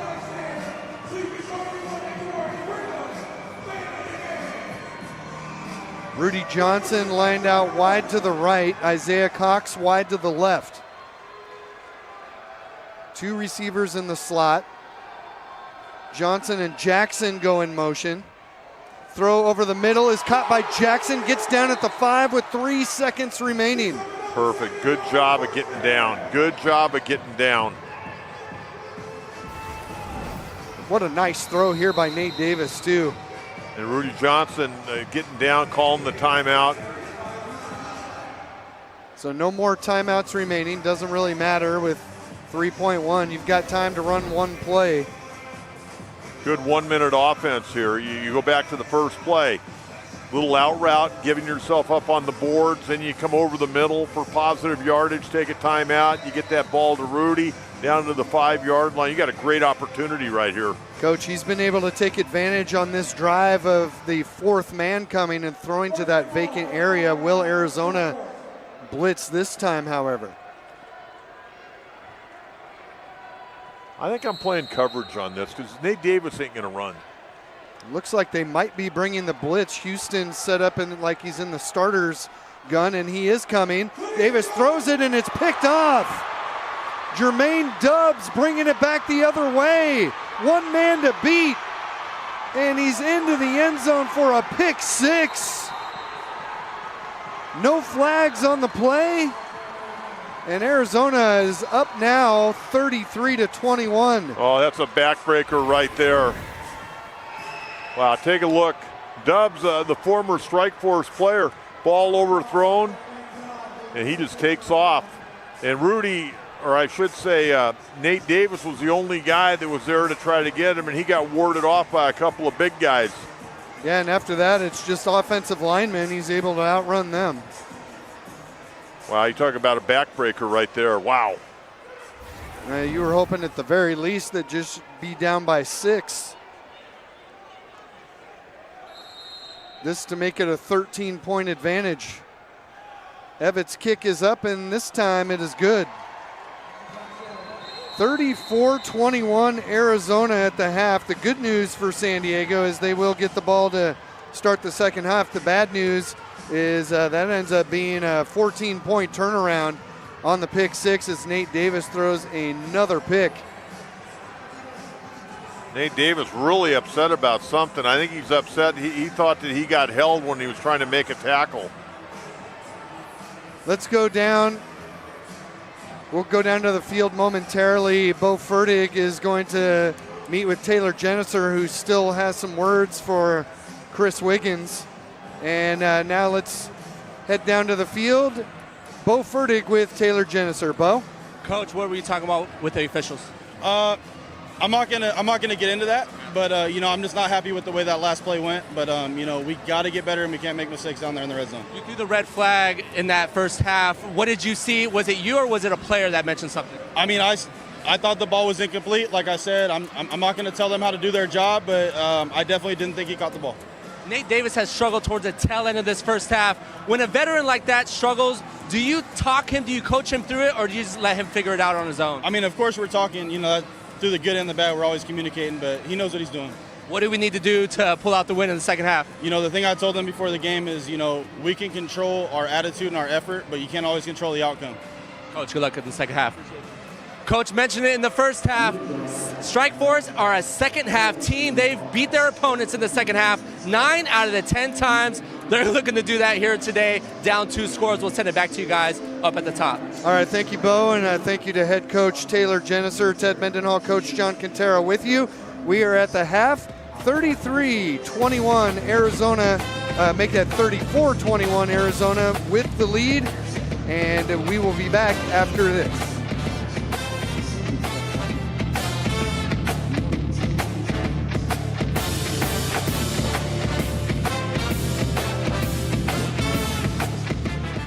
How's it going? This is Rudy Johnson, broker of the award-winning top 1% producing team, RJ Estate, and your local San Diego Strike Force player. There's a reason why we're ranked #1 here in California for our customer service. Don't take it from me, hear from our clients themselves. Rudy was amazing. Thank you for all your help. I just can't thank him enough. I want to say thank you to RJ and his team. Thank you, Rudy. Thank you, Sam, for all your help and your patience. I really appreciate you. You have a great team, and thank you so much. They're amazing people. Thank Rudy and his team, especially also Samantha for being there. I thank him and his team. I appreciate everything they did for us. This team was amazing. Rudy really did an excellent job. RJ team is the best. Yeah. Whether it's real estate, loans, or solar, whether you're a first-time home buyer, VA client, or an investor, the saying always goes, we want you to be next.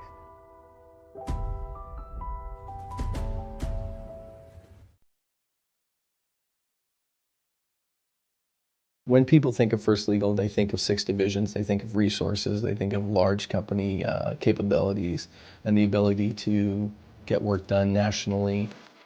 But I think what really separates us is not only the file through trial commitment we have to create a unified, high-level user experience across 6 different divisions, but I think most importantly is the flexibility. We always wanted to maintain that familial, relationship-driven approach to our business, and I think that really is the combination of resources and small company feel is what separates us. First Legal has been my extended family for 19 years now, and I've seen so many selfless acts over the years and so many things that just fortify or reinforce our core value, which our first core value is family. You know, as a family, you look out for each other, you want the best for each other, and I think at First Legal, that's really what we focus on, and growing and thriving together as a family, as a single unit.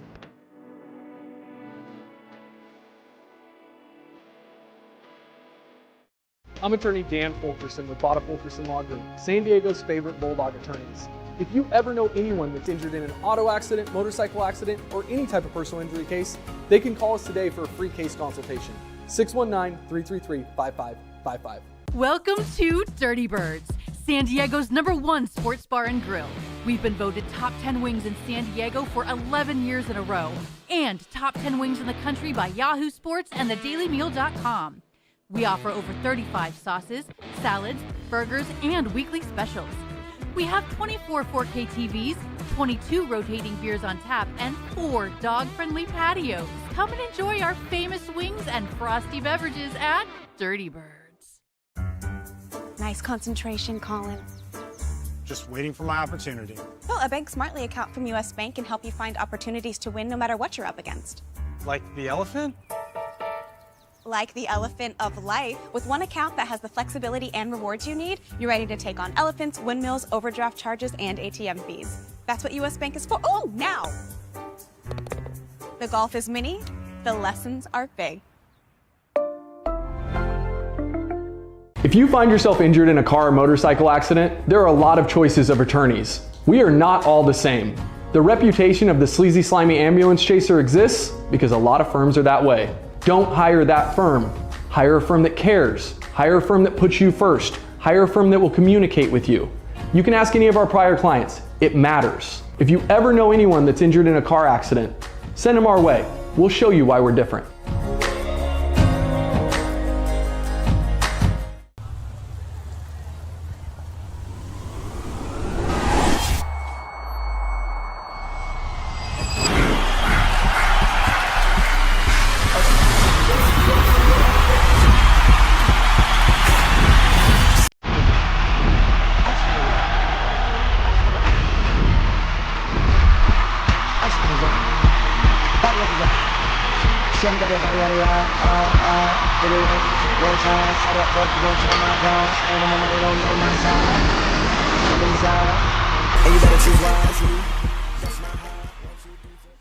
Come join the IFL action and see your local San Diego Strike Force this season. Tickets starting at just $17. Come root on your home team. Visit sdstrikeforce.com to buy your tickets today.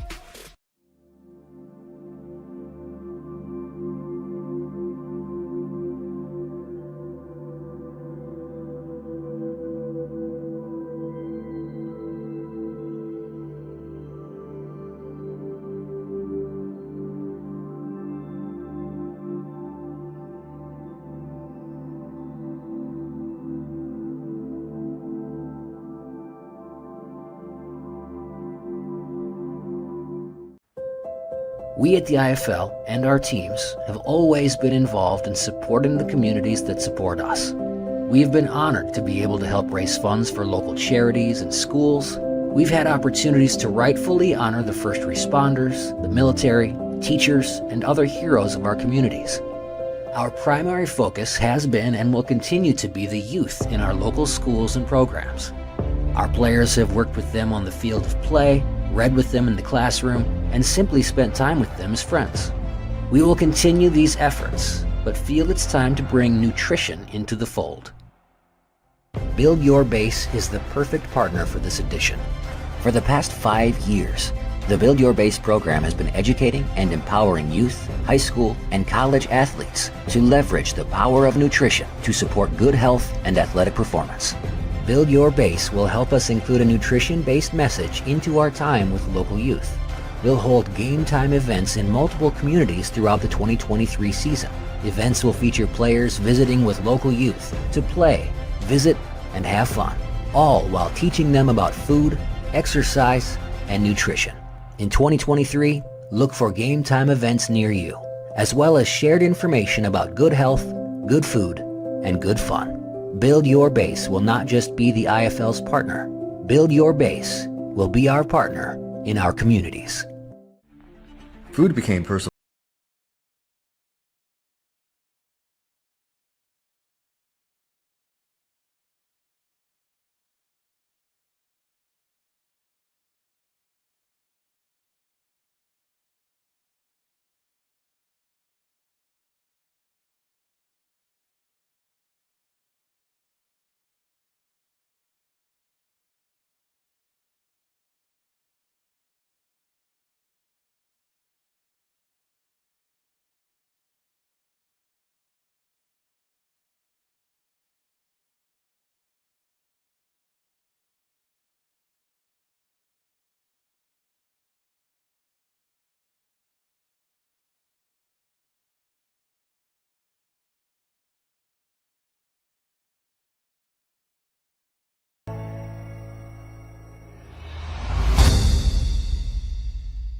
Welcome to Dirty Birds, San Diego's #1 sports bar and grill. We've been voted top 10 wings in San Diego for 11 years in a row, and top 10 wings in the country by Yahoo Sports and thedailymeal.com. We offer over 35 sauces, salads, burgers, and weekly specials. We have 24 4K TVs, 22 rotating beers on tap, and 4 dog-friendly patios. Come on in and enjoy our famous wings and a frosty beverage at Dirty Birds.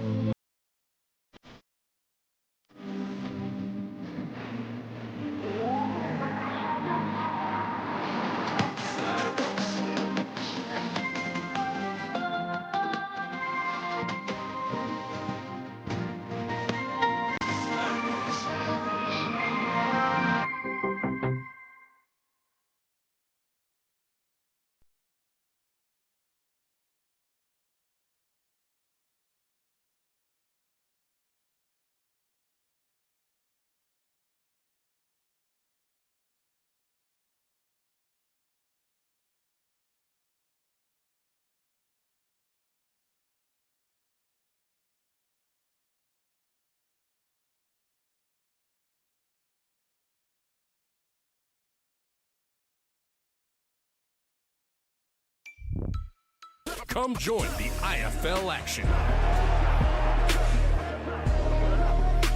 and see your local San Diego Strike Force this season. The hits, game-making plays, and all the fun entertainment. Tickets starting at just $17. Come root on the home team and watch IFL Arena football and your San Diego Strike Force. Visit sdstrikeforce.com to buy your tickets today. How's the chicken? The prawns are delicious. Oh, I have a shellfish allergy, so. Prawns, very good, ma'am. And I'll have the artichoke ravioli. The steak, excellent choice. Did I say chicken wrong? Tired of people not listening to what you want? It's truffle season. That's okay. Never enough truffles. I'm good. How much are they? It's a lot. Oh, okay. It's like a priceless piece of art. This? Yeah. No. That's no. Yeah. Enjoy. I'm good. They're like an individual gold medallion, each one of them. I'm just gonna pick these off. Yes. Is there any way we can send the truffles back? Yeah. Not that we don't love them, but it's okay. Not trying to offend anyone. Oh my goodness. His nickname is Truffles in the back. In the front, it's also Truffles. Or when they sell you what they want? Yeah. The more we understand you, the better we can help you. That's what US Bank is for. Huge relief. Yeah. How's it going? This is Rudy Johnson, broker of the award-winning top 1% producing team, RJ Estate, and your local San Diego Strike Force players. There's a reason why we're ranked #1 here in California for our customer service. Don't take it from me, hear from our clients themselves. Rudy was amazing. Thank you for all your help. I just can't thank him enough. I want to say thank you to RJ and his team. Thank you, Rudy. Thank you, Sam, for all your help and your patience. I really appreciate you. You have a great team, and thank you so much. They're amazing people. Thank Rudy and his team, especially also Samantha, for being there. I thank him and his team. I appreciate everything they did for us. This team was amazing. Rudy really did an excellent job. RJ team is the best. Yeah. Whether it's real estate, loans, or solar, whether you're a first-time home buyer, VA client, or an investor, the saying always goes, we want you to be next.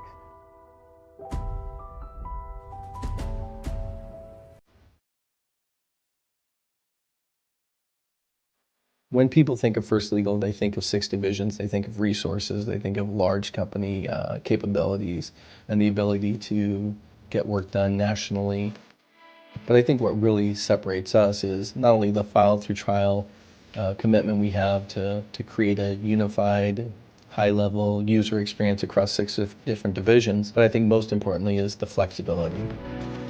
We always wanted to maintain that familial, relationship-driven approach to our business, and I think that really is the combination of resources and small company feel is what separates us. First Legal has been my extended family for 19 years now, and I've seen so many selfless acts over the years and so many things that just fortify or reinforce our core value, which our first core value is family. You know, as a family, you look out for each other, you want the best for each other, and I think at First Legal, that's really what we focus on, and growing and thriving together as a family, as a single unit.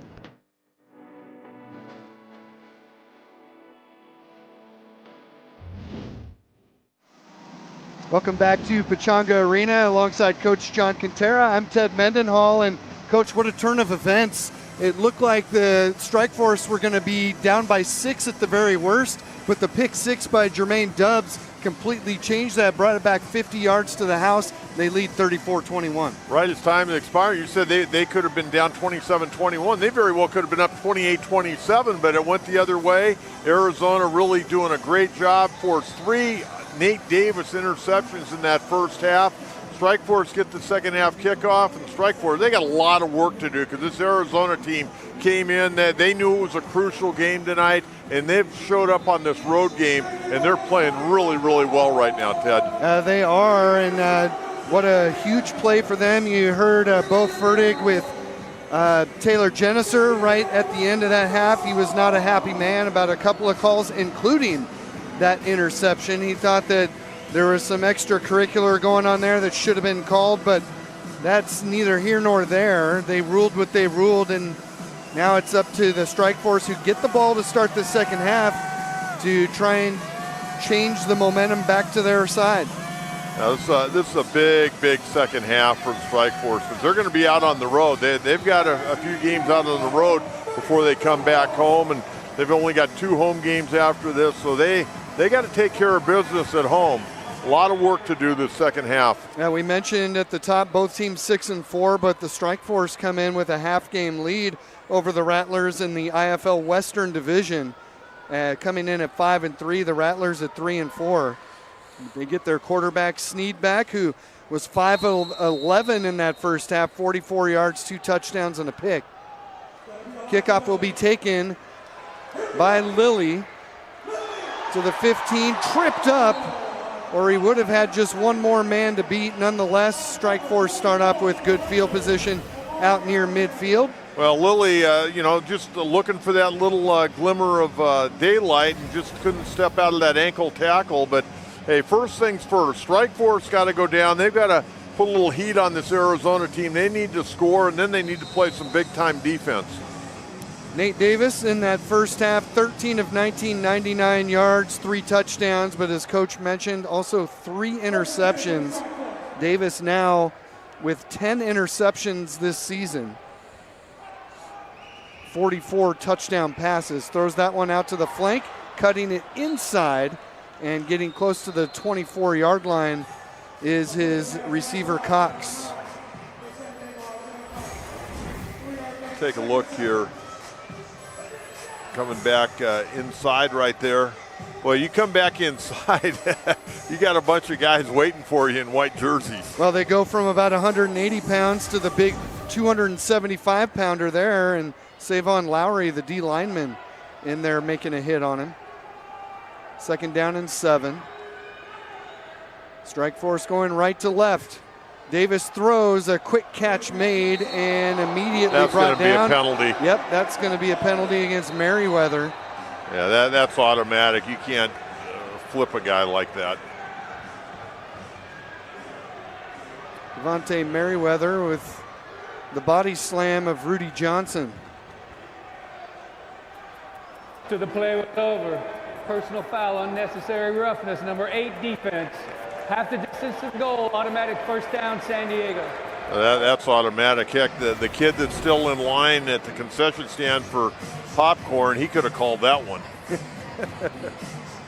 Yeah, that's the definition of unnecessary.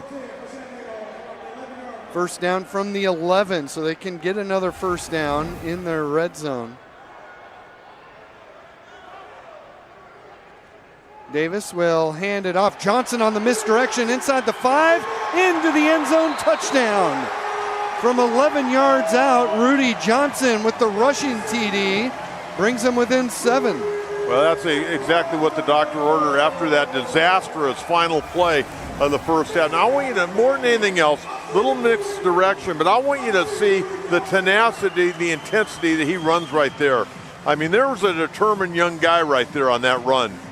Able to slip the grasp of Dylan Winfrey, trying to make a last gasp effort to stop him shy of the goal line.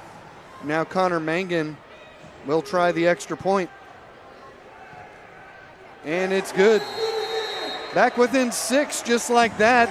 Boy, did they ever need that. 34-28 with 12:53 to go. And the other thing, Mangan kicking the ball real well. I mean, this has been a really tough year for kickers for the Strike Force. I mentioned Aiden Johnson got hurt. He'd come in taking Mangan's spot because he had gotten hurt. And once again, you take a look at Rudy right now. Good run. Good run.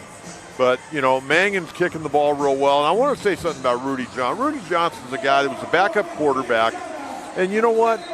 The guy's got a full-time job, doing great in the real estate business, wanting to continue to play football. Played at Horizon High School. I kind of kidded him the other day. I go, you're so old that your high school isn't in existence any longer. But the thing about him, here's a guy, and this is for young guys as well. He wasn't getting a lot of playing time, but he kept working. When some guys went down or were hurt in practice, they couldn't play. He started working as a wide receiver, get a little work as a running back. He'll do anything. I mean, he's a real team guy, and it's really nice to see guys that work hard and, you know, or team guys get an opportunity, and then they make the most of that opportunity. Kicks it away to Jamal Miles from the goal line.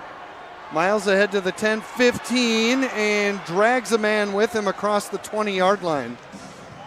Making the stop there for the Strike Force was Keyshawn Walker. Now, good to have Keyshawn Walker back, Teddy. You know, he spent some time in the last few weeks up in the Canadian Football League. Yep, he has returned, originally from Owensboro, Kentucky. Did a nice job keeping it from being a huge return. And they will take over at their own 22-yard line, up by 6. And why not 7? Because the Strike Force with a blocked extra point by big Tavita Maunga. Let's see what Dalton Sneed can get done for the Rattlers here at quarterback in the second half. Sneed, deep drop, throws to the right side, and it is caught. Down at the 1-yard line, Niger Jackson went high, caught that at the high point and nearly scored. That was a great throw, really good coverage too. I mean, that was just a great football play. Good throw by Sneed, throwing the ball to the outside a little bit right there.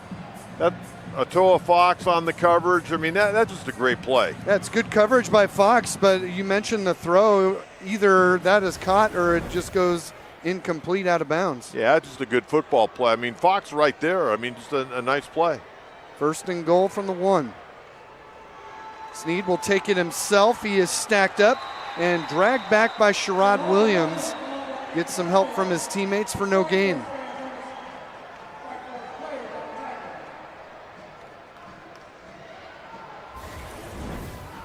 The defensive pursuit has been really good tonight. You see Sherrod Williams there, tried to reach over, but the play had already been ruled dead there. Yeah, he was already stopped. It's always dangerous too on that reach over. I give Kevin Guy a lot of credit, but a veteran head coach. He's won championships. I mean, this guy's seen it all in indoor football. Came out and had his quarterback just unleash that first pass. There's a give, and stacked for no gain is C.J. Odom. Boy, the defensive pursuit again. Jaquan Artis, first man in on the stop. Tariq Thompson as well. That is just great defensive pursuit to the football. Almost looked like he lost yardage on that play. Yeah, he did. He lost about a half a yard. Back to the 2, and it's now 3rd down.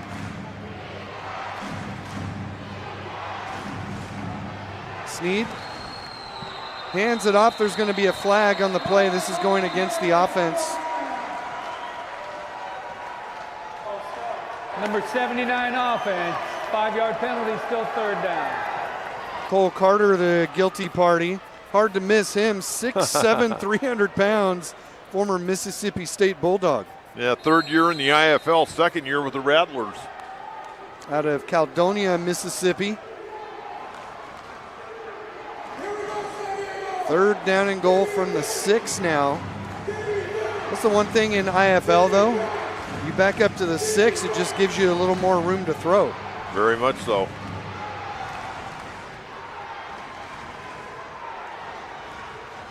Sneed has time, hit as he throws, it's incomplete, and he was clocked in the backfield by Artis. Here you go. They're going to go ahead and try a field goal. Look at this hit by Artis as he lets the ball go. He cut him in half there. Oh, they're going to go for the field goal here. Yeah, Evans coming out. Will be kicking from the 14-yard line. Trying and make it a 9-point lead. Out of the hold of Garrett Kettle, the kick is up and good. So they extend it to 9 points. It's a 37-28 lead for Arizona. The Strike Force will look to strike back when we come back.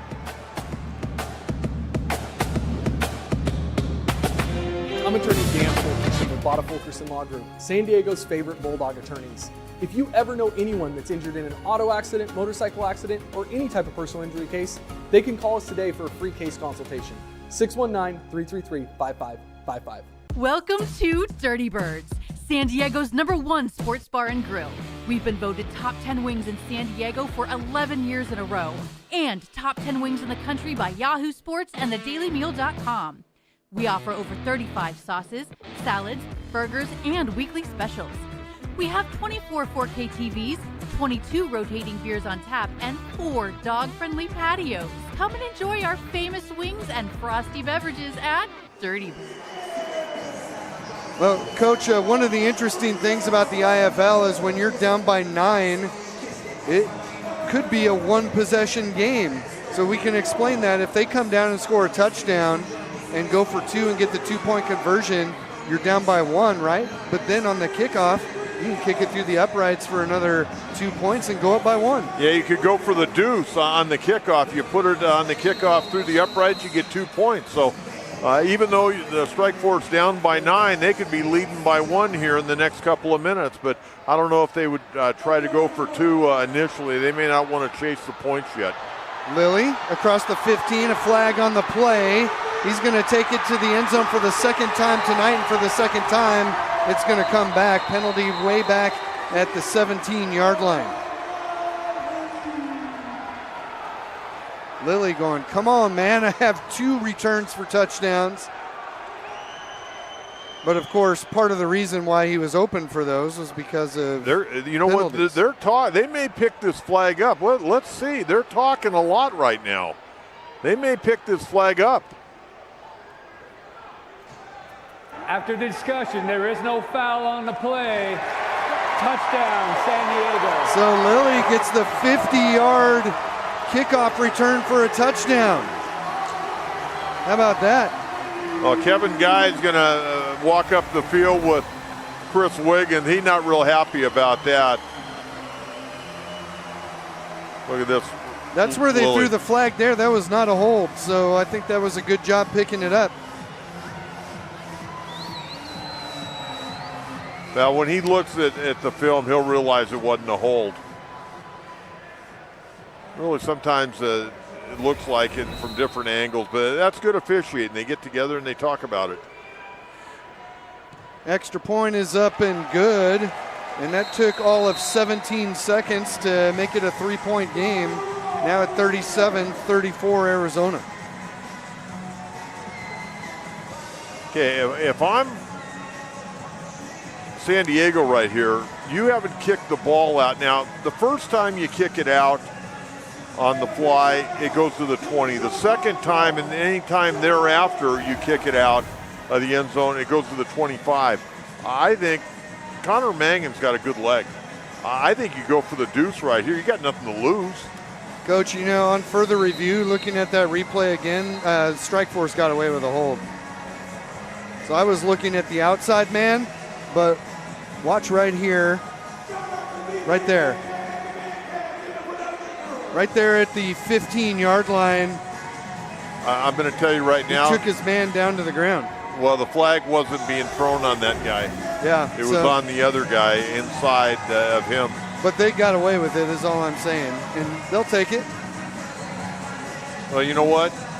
Strike Force sale leaving out. They thought Nate Davis got held trying to make that tackle on the final play of the first half.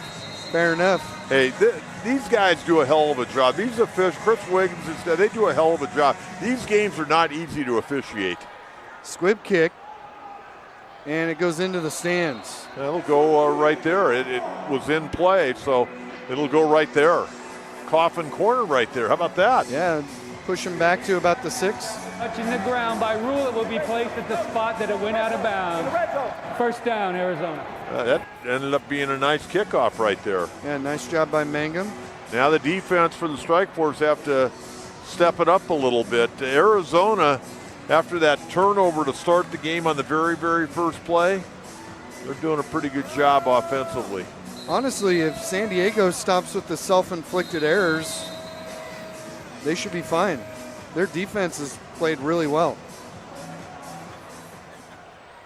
They give up about 43 points per game. Arizona's defense gives up about 47 coming into tonight. Snead back to throw in his own end zone and tried the back shoulder fade. It's incomplete, looking for Corey Reed Jr. And I have to tell you, too, Snead, maybe he's still knocking some rust off. This is just his third game back from injury, and he stepped into that one pretty well, but it just wasn't as accurate as he usually is. We told you he's about 65% coming into tonight. Now, we had a pretty good game last week down there in Jacksonville. Yeah, he sure did. 2nd and 10 from the 6. Flags before the play, and that's going to be an illegal or a false start against Arizona that'll back him up some more. Number 7 offense, half the distance to the goal. Still 2nd down. That one against their wide receiver, Isaiah Houston. Take a look right here. That's razor thin right there. It really is. Honestly, I didn't see anything. These receivers always look offsides to me, to be honest with you. Yeah, by like a couple yards. Yeah. So they'll replay 2nd down and 13. Snead under some heat, got rid of it, and it's dropped. Corey Reed Jr. had it, then dropped it, and it'll bring up 3rd down. Corey Reed, that doesn't happen to him too often, but you know what? He made a rookie mistake right here.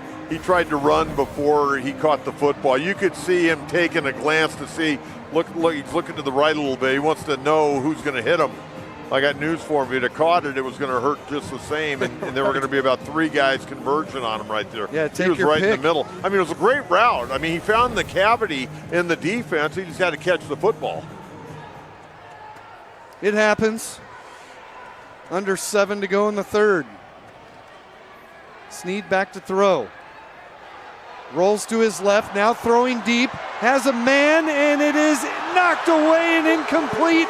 What a play! Yeah, great timing here, but I'm going to tell you what, we're going to see this again. That's a Toa Fox on the defense. Well, Niger Jackson put his arms up too soon, and it gave the defensive back an opportunity to read his eyes. Why? He's trying to go up. He tried to push off first. Watch, you'll see it again. And watch here, Coach, did Fox rip this out of his hands? I think he might have. Fox didn't know where the ball was. He was reacting to Jackson when he put his arms up. Watch again. Boy, that ball had a lot of air under it, didn't it? And it turned out to be a great play. I mean, he was beaten initially on that play, but when Jackson had to slow down and he put his arms up, that gave Fox an opportunity to make the play. They're going to go for it here on 4th down and 13. Snead rolling to his right, out. Under some heat. Now he's going to try and take it himself. Reaches out at the 15-yard line. The play was blown dead before he lost the football. And he is going to be stopped at the 15-yard line. Let's see where they mark it. Well, he's short. Gain, turned over on downs, 1st down, San Diego. So a huge hold by the Strike Force defense. That was Ben Moa putting some heat on him.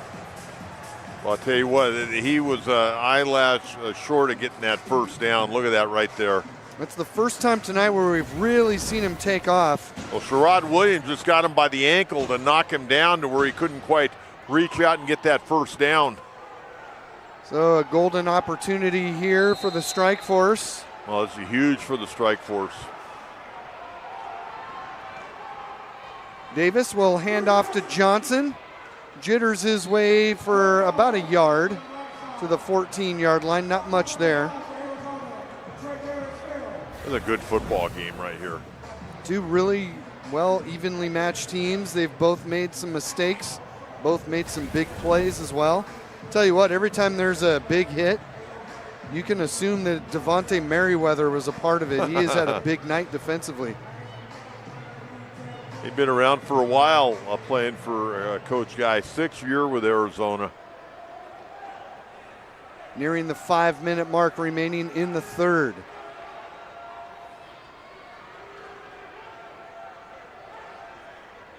Here comes the blitz. Davis throws toward it. It's incomplete, off the hands of his intended man. That was Elijah Lilly. He went to Lilly, but Arthur Jackson was going the other way, and he was wide open.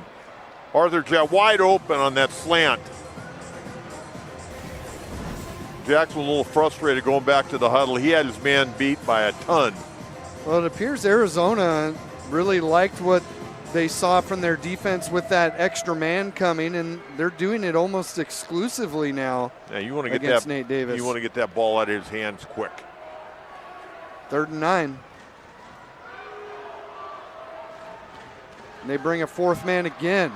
Davis throws over the middle. That looked like pass interference, but no call. Yeah, that right in the middle of the field, definitely pass interference. He hit the receiver well before that ball getting there. Take a look again. It's Jermaine Dubs, the former Strike Force player. Yeah, had the big return, the 50-yard return. I mean, look at it. He's on. I mean, he's wearing him like a backpack. Well, that's exactly right. Look at that. So let's see if they bring Mangan out. They do. He's going to attempt a field goal from the 21-yard line to try and even this, or actually no, give the Strike Force a 1-point lead. Well, that's huge right here. You got to get points out of this right here. First field goal attempt of the night. High snap, got it down. Kick is on the way, and it is good. From the 21-yard line, and the Strike Force now have a 1-point lead, 38-37. We'll take a break and be back with the kickoff after this.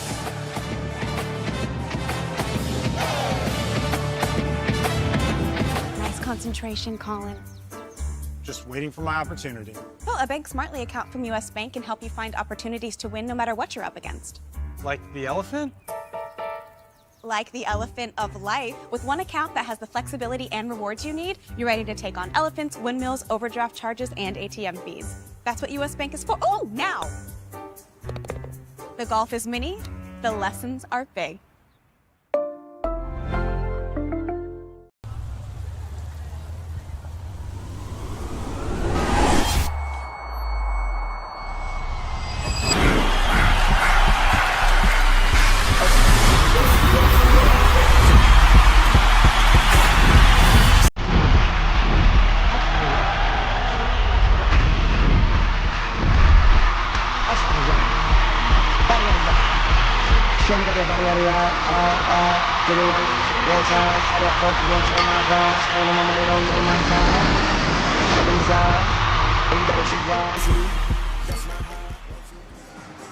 Well, Coach, the Strike Force hold the Rattlers on downs and then turn it into 3 points and reclaim the lead here.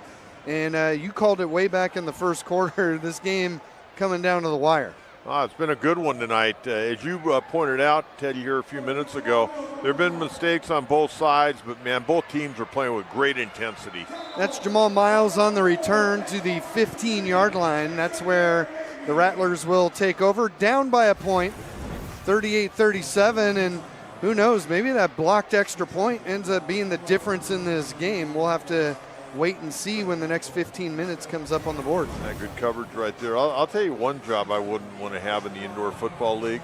I wouldn't want to be a part of the chain gang down on those boards. Yeah, no kidding. Keep your head on a swivel.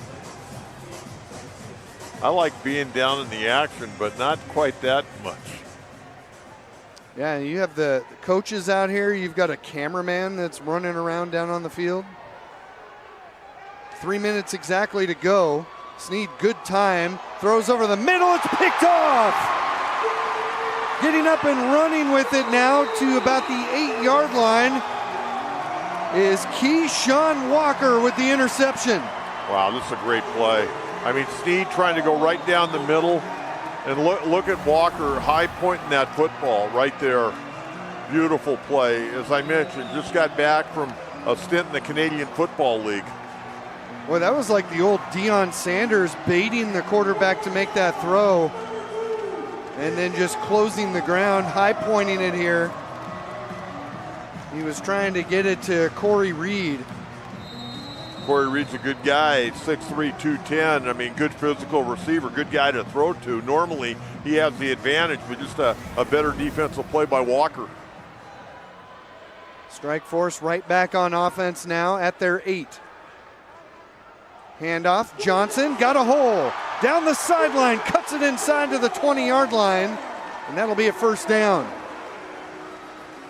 Well, the other thing, and it's a good job by Rudy, and again, I've been talking about this all year, how the Strike Force have to, they can't give up on the run. They got to run the football occasionally and make that passing game a little bit more dynamic and make defenses play a little bit more honestly. But tell you what, with just a little over 2 minutes to go, they can work this ball down. They can get this game into the fourth quarter. 12-yard pickup on first down there. Now from their 20. Johnson again, this time running right, and he'll pick up about 3 to the 23-yard line.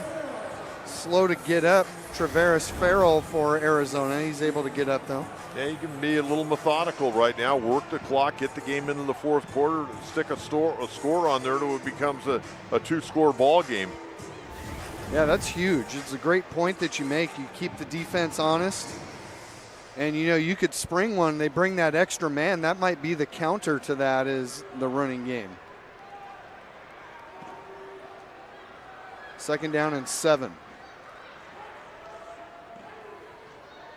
Davis, quick throw, and it's caught on the sideline by Cox. Enough for the first down. He might have lost the football at the end. Arizona pointing that they have it. The officials are the ones that count, though. And, yes, it is a fumble recovered by Arizona. Wow. Devontae Merriweather in on that action. Jackson losing the football. Well, they're visiting with one another, and I don't think Jackson's telling them where the good food spot is after the ball game as they're walking off the field. Coach, it was Amari Alexander that punched it out from behind. Jackson never saw him.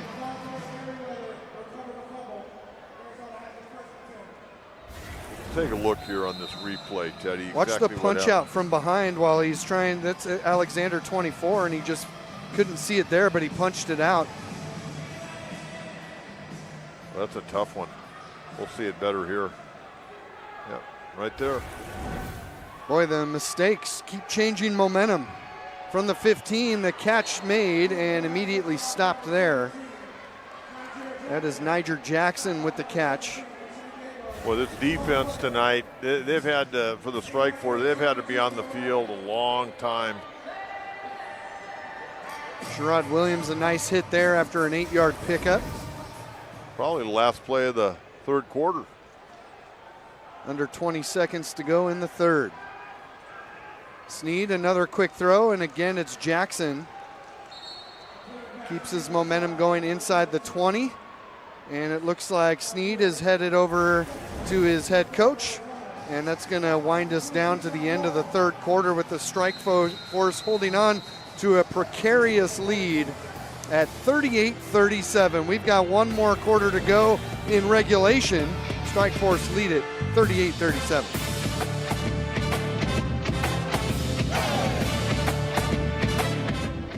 Food became personal to me when a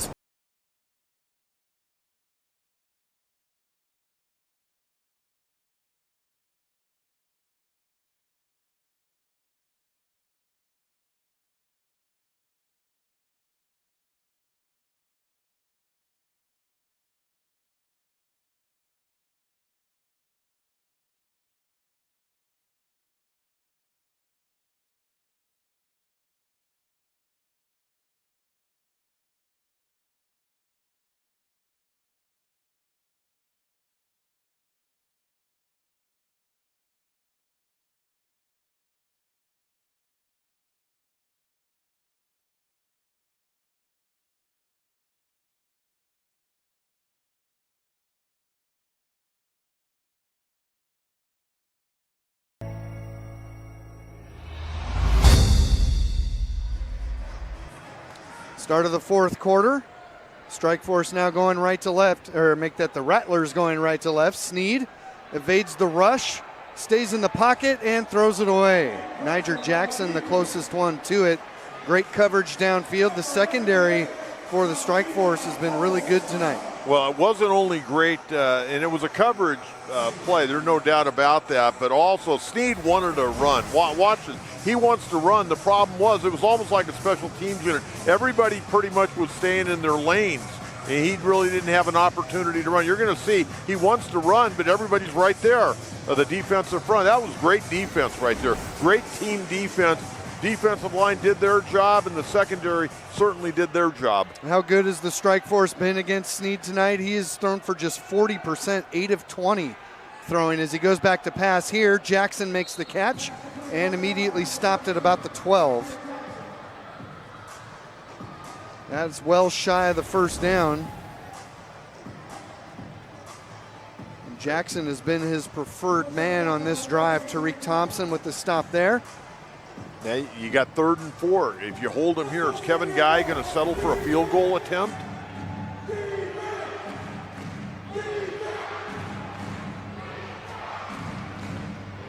Third and 4 from the 12.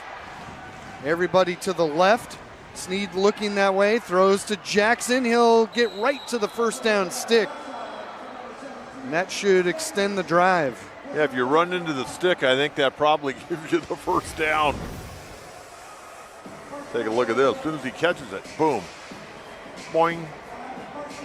It's like he's become the only receiver that he trusts. There are a couple times where he got a wide open man and Corey Reed couldn't hang on to the football.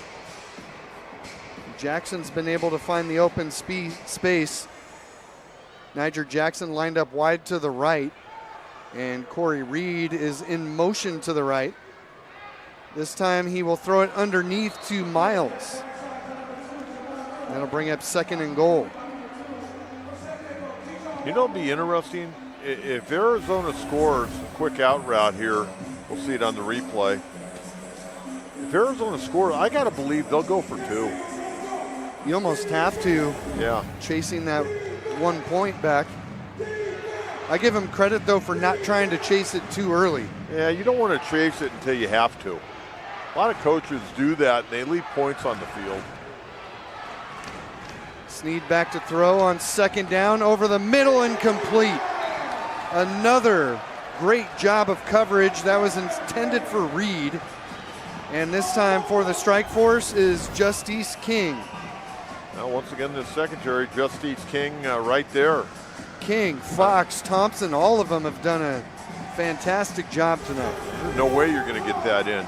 Be interesting if they don't score here, will they kick the field goal or will they go for it? See that shot right there? That's from the cameraman that is literally on the field during play. 3rd and 3. Snead lofts it to the corner, incomplete.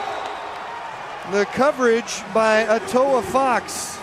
Now, there's a lot of hand fighting there, but it was a good no call. We'll see it on the replay. You'll see both these guys jostling one another. Nobody really gaining an advantage.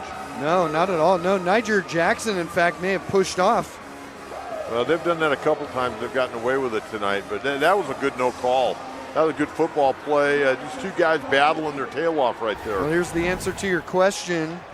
Dawson Evitz out to try the field goal from the 10. Puts it up and through to give the Rattlers the lead again by 2. They lead at 40-38. But what a stand by the strike force defense. They'll definitely take that. Now that's almost like a win right there, Teddy. Anytime you can hold a team to a field goal in the IFL and you're getting the ball back with an opportunity to score a touchdown, you'll take that. That's a good job. The defense has really played well. I mean, you think about it, they've been put in some really difficult situations tonight. 4 turnovers, 3 first-half interceptions by Nate Davis. One of them went to the house. I mean, it's been a rough go overall tonight for the strike force turning it over, but they're right in this football game with 10:55 to go and really a crucial game. I mean, Kevin Guy, the head coach of Arizona, as well as general manager, he's done a little bit of everything in 16 years there, 14 years, or 15 years, I should say, now as the head coach. He's seen it all, but he said at the beginning of the week when the press met with him in Arizona, he goes, this is a crucial game in San Diego. And it's really, his team has come out and played very, very well. Strike Force have played very, very well. They just made some mistakes. So a chance now to get the ball back and try to reclaim the lead. It's Rudy Johnson and Elijah Lilly back deep. Strike Force do have a few players up at the 10-yard line. just in case. You remember the Strike Force tried an onside kick early in this game. And it is the onside kick, and it's recovered by San Diego, who's going to have great field position at the 9. I just don't understand that. I'm sorry. I got to talk to the coach. I don't understand why both teams have done that. That's Justice King with the recovery. Yeah, it seems kind of early to try that, especially when you've already got the lead. Well, I didn't understand it in the first half when the Strike Force tried it. So they're going to have a 1st and goal at the 9. Is there something in the IFL rules that you have to try at least one onside kick per game? Hey, you know what? It goes right along with the whole narrative of this game.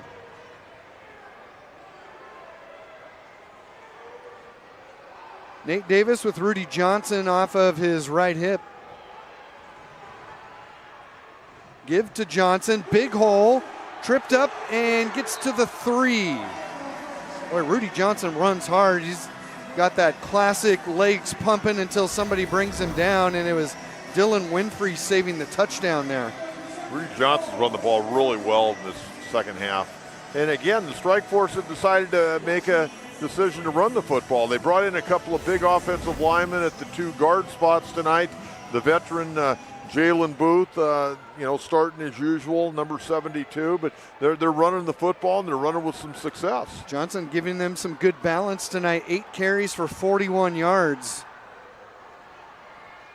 Fake the pitch out, throw over the middle, touchdown! And the Strike Force, just like that, have reclaimed the lead. It's Arthur Jackson III with the catch. Well, let's see what they're going to do now. I think they're going to go for 2. Rudy, as much as he doesn't like to run, he could have run that in too. Yeah, Nate Davis with his 4th touchdown throw of the night. That one goes to Jackson, his 2nd of the night. Watch Nate right here. He could have walked in, everybody backed off, and Jackson catching the ball there makes up for that fumble he had here last series. Drop kick by Mangan is good. And the Strike Force have a 45 to make that a 46-40 lead after the extra point. Jim Thorpe, Doug Flutie, huh? Doug Flutie's the last guy to do it in an NFL game. You get 2 on the drop kick. First time we've seen Connor Mangum try the drop kick tonight. What a weapon, huh? So they're back to a 6-point lead. Yeah, that's going to feel more natural to him, I would think, than kicking it out of a hold. Being the former rugby player. I think you go for the deuce right here myself. He hasn't kicked one out of the end zone tonight, has he? No, he has not. Most of his kicks have been squibs or line drives. Okay, well, if they feel he can kick it that far, go for the deuce. And the worst case scenario, if you don't get it, they'll get the ball at the 20-yard line. Yeah, you mentioned about Nate Davis not wanting to run it. You know, he tried to scramble for a 1st down against Tulsa, and it showed you why he doesn't usually scramble. He had 2 carries for 5 yards last week. 2.5 per carry. You'll take that. Dalton Sneed, by the way, 11 of 25 tonight. That's just 44%. 2 touchdowns, 2 picks. Now, if he kicks it through the uprights, it's a deuce. They get 2 more points and tack on to their 6-point lead. Wouldn't that be huge? Doesn't hurt to try.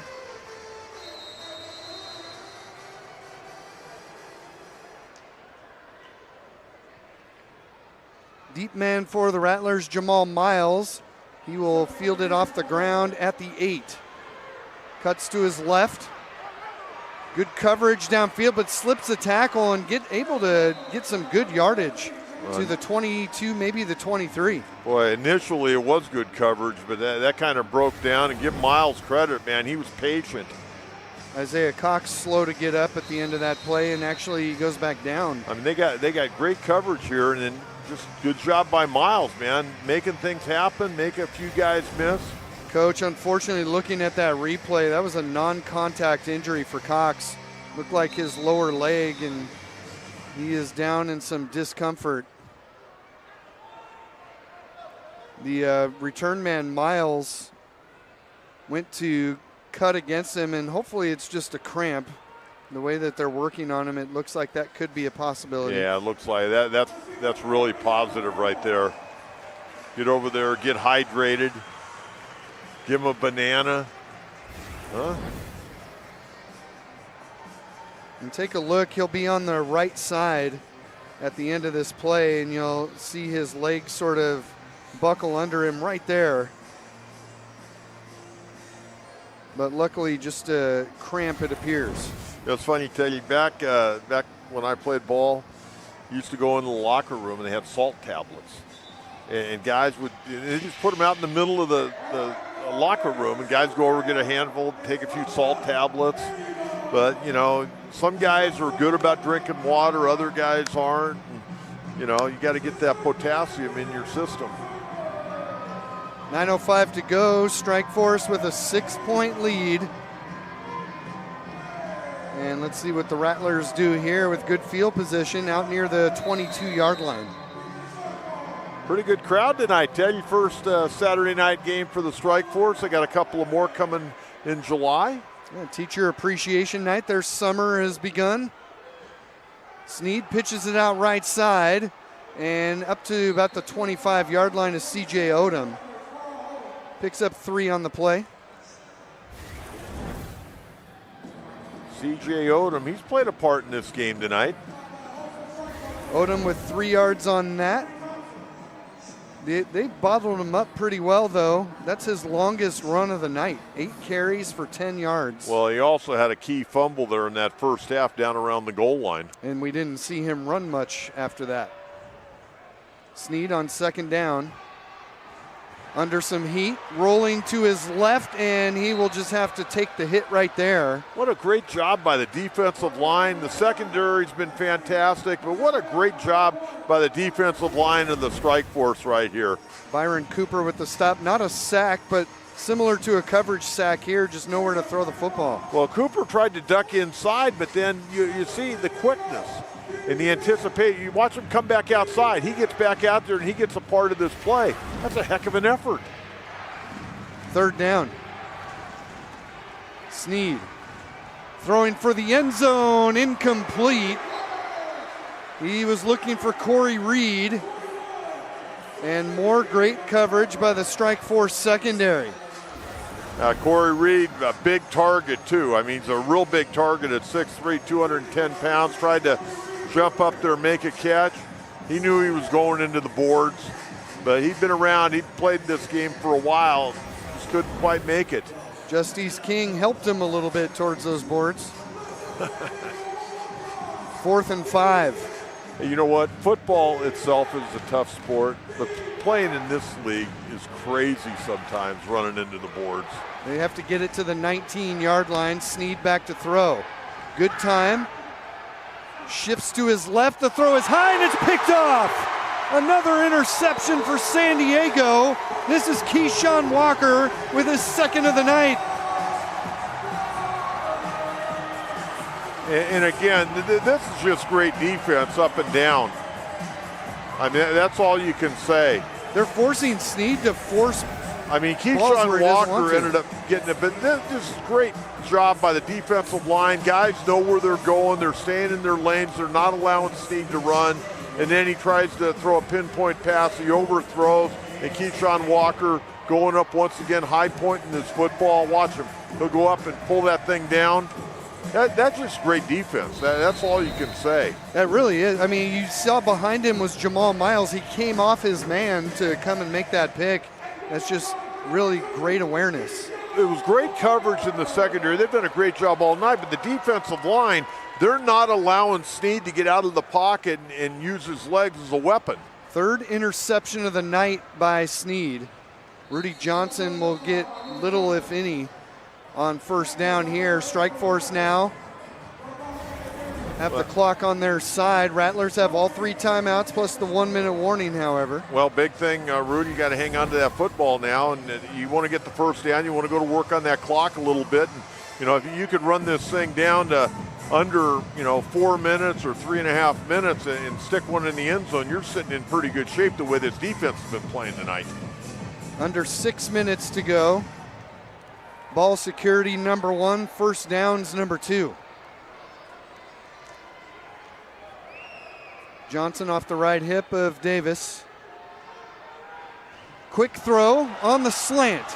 That's the first down and into Arizona territory. The catch made by Jordan Kress, his first of the night. Yeah, Jordan has had a really nice year. Last week he had 4 grabs for 26 yards down there in Tulsa. And, last year he was more of the 4th receiver, kind of a special teams guy, and he's put together a really big year. I'm really surprised that's his first catch. No, I stand corrected. That's actually his 4th. He's got 23 yards tonight. Well, he's got, coming in, he had 43 catches for 448 yards and 10 touchdowns. Nate Davis is now thrown for 133 yards tonight. That was a big first down. Now they'll run it. Johnson, 20. Down to the 15-yard line, another first down as he is brought down right at the first down mark at the 12. We'll see if they gave him a nut. Yep, they do. They're moving the chains. Exactly 10 yards on that run. Now, you got a veteran quarterback here, and once again, talk about a guy that's tenacious. I mean, look at it. He's got the ball on the outside. There at the end, he grabs it with 2 hands, goes into the boards to make sure that, the play's over. Watch here, right here, when he goes in there. He'll go in there, play over.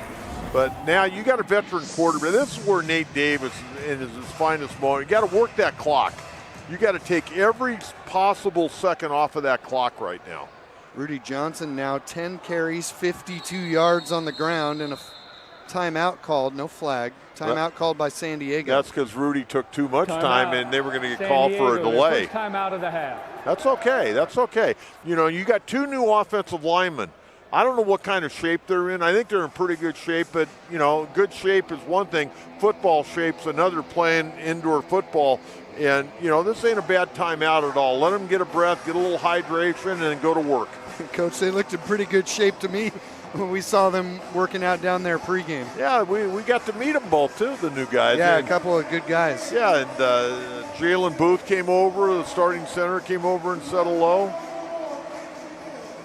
It's always fun when you come down and the players come over to you and say, hey, how you doing? And thanks for calling our games and all that. They're really appreciative. Now, this is a big drive, obviously, but you have to come out of it with points, preferably a touchdown. You get a touchdown, you're feeling pretty good. Yeah, you don't want to settle for a field goal here. You get a touchdown, you're sitting in the catbird seat. They'll have the ball right on the 12-yard line, so they can get another first down at the 2. Coming out of the timeout to avoid the delay of game penalty. This time Rudy Johnson set up to Davis's left. And the handoff will go to Lilly, and he'll be stacked up for a loss of a yard there. Caught from behind. Play made by Dylan Winfrey. Yeah, I didn't really like the design of this play, to be honest with you. You're trying to use Rudy Johnson as a lead blocker, and it didn't work out very well. Yeah, and you know what? It almost looked like Arizona knew it was coming. Well, you have to, if you're the defense right now, you've got to be ears pinned back for the run. 2nd down and 11 now, as they did lose a yard on that play. You got to gain some yards here if you're the strike force. 3:25 to go. They fake it, give it to Johnson, and he'll get back to the line of scrimmage and bring up 3rd down. Well, you know what? I don't have to tell you, Coach, in the IFL, 3 minutes is an eternity. Well, it is, especially when you get to that 1-minute warning. It goes painfully slow. But this is a key 3rd down here. You don't get it here. You have no other choice. You got to try to kick a field goal. And again, Mangum has had a hell of a night. He's had a hell of a night, but on the year, the strike force have really struggled kicking field goals. This will be 3rd down and 11. Even extra points have been an adventure some nights. Davis, play action, wants to throw, lofts it for the end zone, and he just threw it away. Good coverage by Arizona. Don't want to risk a turnover. That looked almost like defensive holding to me, but let's take a look. See if our camera was able to catch this. Almost when he was making that break, it looked like he was getting held, but they're going to bring Mangan out to try the field goal from the 20-yard line and extend it to a 9-point lead if he can hit it. This is huge right here. Rudy Johnson is the holder.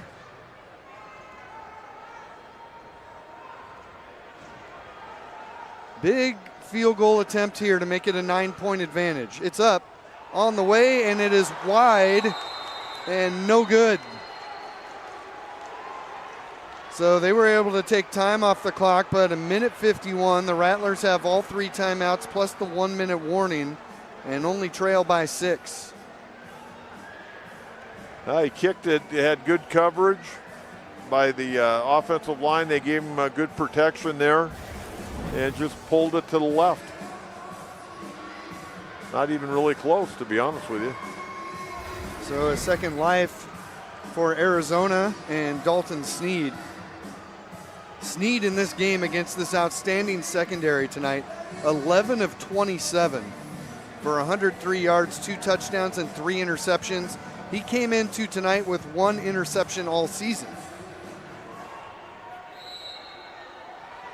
He'll be taking the snap from the goal line. The Arizona or the San Diego end zone at his back. In trouble, able to scramble out of the end zone and now gets yardage as well. Falls ahead to about the 10. Wow. They almost had a safety. Instead, it's a 6-yard pickup to the 11-yard line. Boy, wouldn't that have been huge? If they got a safety, then they would have had to kick off to the strike force. Look at this. This is a great individual effort. I mean, he's dead to rights right there. And he's able to spin out of that and get upfield and get a little bit past the 10-yard line. Clock moving, 109. I don't know if they're going to get this play off before the 1-minute warning. 3 seconds to get it off. Just gets it away. Throws over the middle. It's almost intercepted. Tariq Thompson was waiting for it on the pass intended for Niger Jackson. And that brings us to the 1-minute warning. 57 seconds to go. Can the strike force hang on? They lead it 46-40. We'll be right back.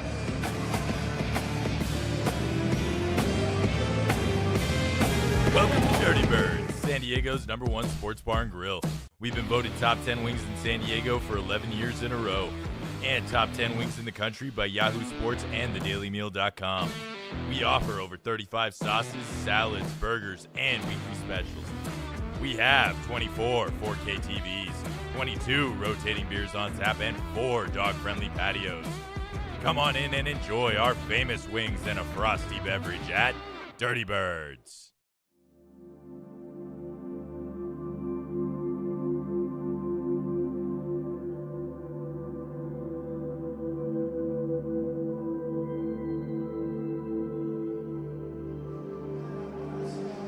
Well, the first battle between these two back in April, San Diego came away with the win 55-45. Here they lead by 6, but it's Arizona football 3rd and 4 at the 11-yard line with 57 seconds to go.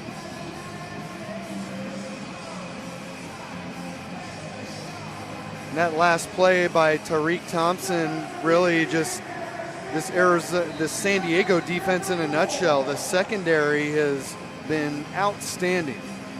You got 3rd and 4. I mean, you got plenty of time. If you're Arizona, you still got your 3 timeouts. I mean, the biggest thing, you got to get 4 yards right here. You don't want it to come down to be a 4th and 4 or 4th and 3. San Diego sitting on that first down mark. Throw over the middle is caught. That's plenty for the first down. Catch made by Jamal Miles out to the 21-yard line. A nice safe throw. Miles getting the ball, plenty of room. Rattlers hanging on to their 3 timeouts. Sneed throws to the right, incomplete. Lurking there was Tariq Thompson. Probably a good thing that ball ended up over in the bench area. Watch Tariq Thompson underneath this route. You'll see him at the tail end there. That's about the only place he could have thrown it. Watch him undercut it right there. Yeah, that's great. Tariq Thompson, he made a living doing that at San Diego State. He had a great career at State. He really did. Here we go on 2nd down and 10. 41 seconds to go.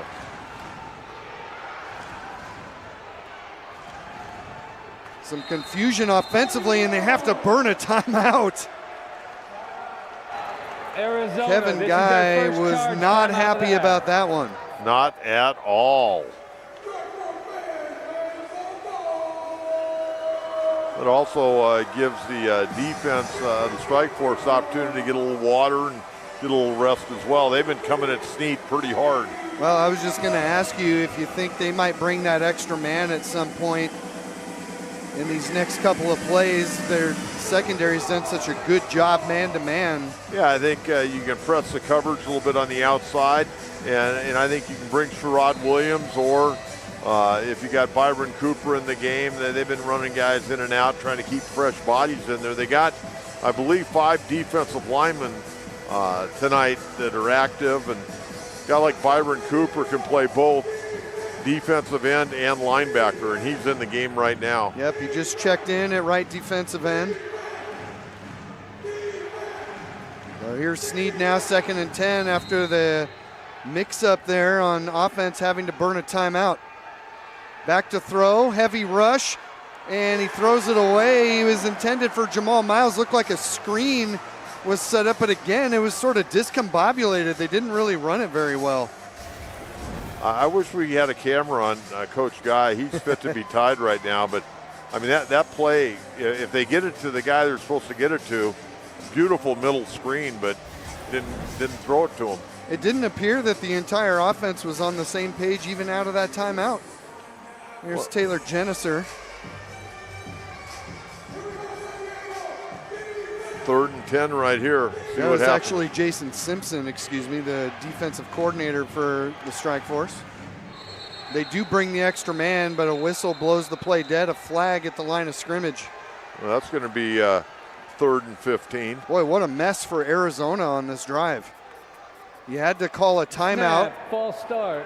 Number 7 offense, 5-yard penalty, still 3rd down. You had to call a timeout because you couldn't get everybody on the same page. Then on the play out of the timeout, you messed that one up, and now you have a false start, backing them up, making it 3rd and 15. Yeah, Isaiah Houston, one of your wide receivers, a guy that's been around. I mean, he was originally signed 4 years with the Rattlers.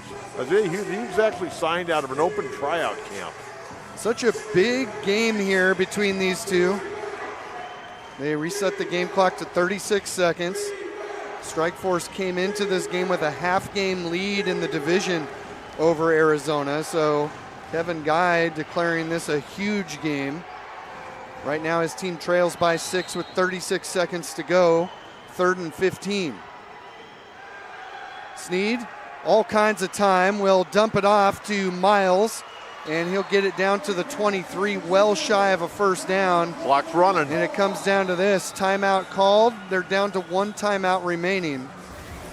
Comes with 26 seconds left.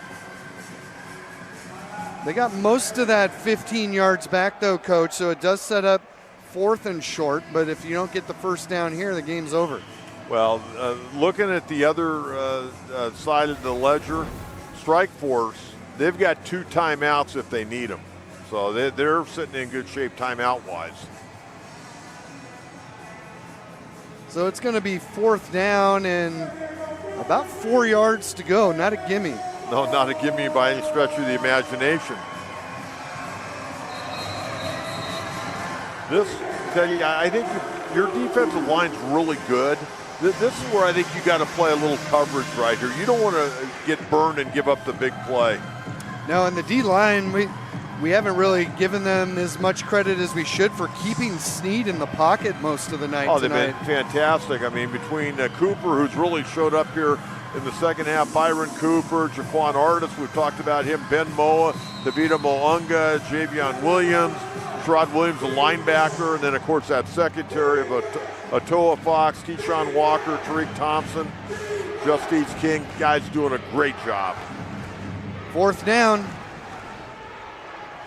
Rattlers with 1 timeout remaining. Snead, here comes the extra man. They pick it up, throws, he's hit as he throws. It is caught and he's stopped at the 7 with 20 seconds to go. That was Isaiah Houston with the catch. And they'll have a 1st and goal with some opportunities to get it into the end zone. I'll take a look right here. Wide open. Just found a little seam in the defense and doing a really, really nice job right there, Isaiah Houston. Now remember, they don't have any timeouts left, so they're going to have to go for the end zone here.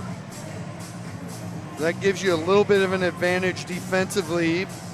Go back to protect that goal line. Well, the other thing, extra points in this league aren't gimmies, okay? As we saw. Yeah. They've already blocked one today, hence the 6-point lead.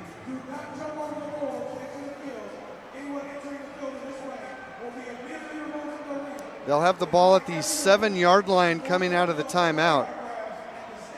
And when you think about Snead's legs, well, he does have 29 yards rushing tonight. So that's always a possibility. Defensively, though, they've done a really nice job up front of keeping him contained and forcing him to throw that football. One thing about indoor football, I'll tell you, a lot of these games go down to the wire just like this. They're exciting. Here we go out of the timeout. No timeouts remaining now for Arizona. They bring the extra man on the blitz. It is caught into the end zone. Touchdown. The catch made by Isaiah Houston with 16 seconds remaining. You got plenty of time. You got plenty of time.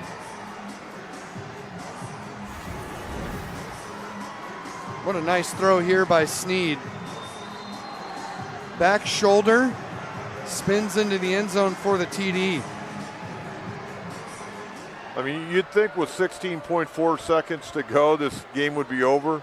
Far from being over. I can tell you that right now. Extra point to take the 1-point lead, and now a whistle. A fan ran out on the field. Please don't do that.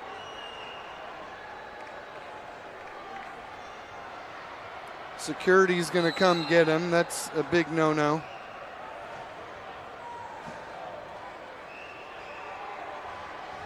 Yeah. Here's Evitz for the extra point.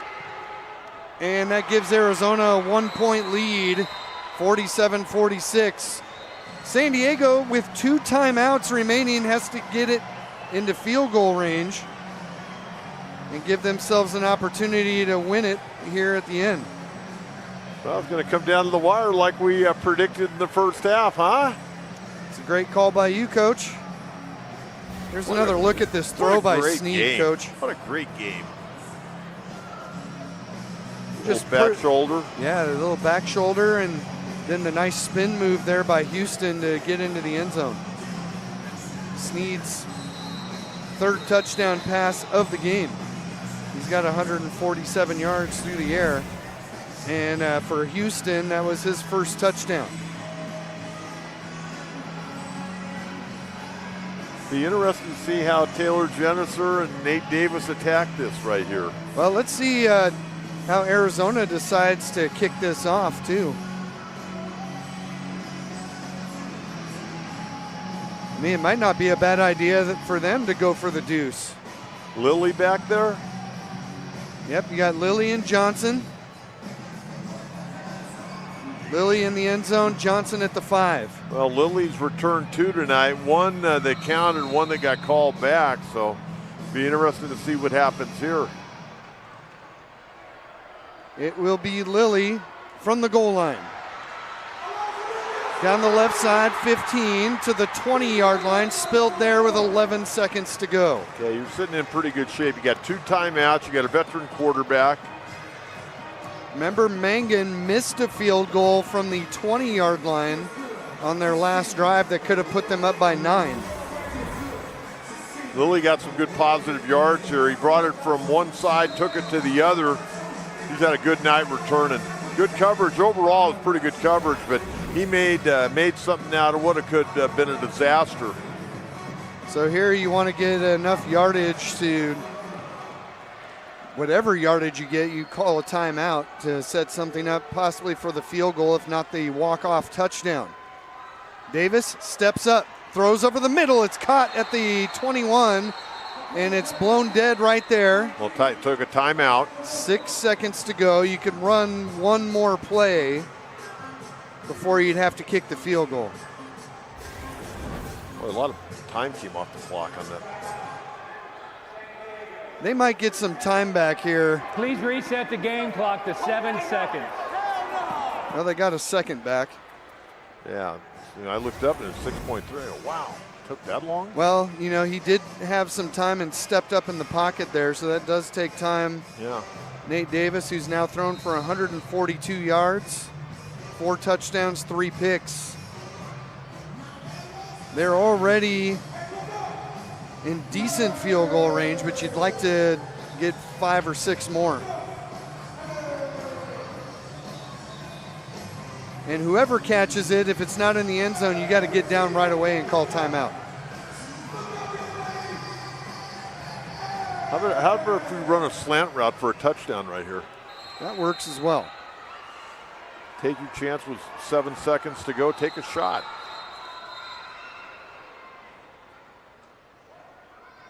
A whistle from the officials, not sure for what.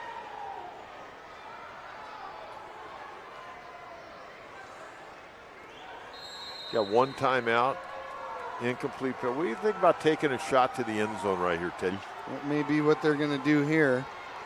If they feel like Mangan could kick a field goal from here.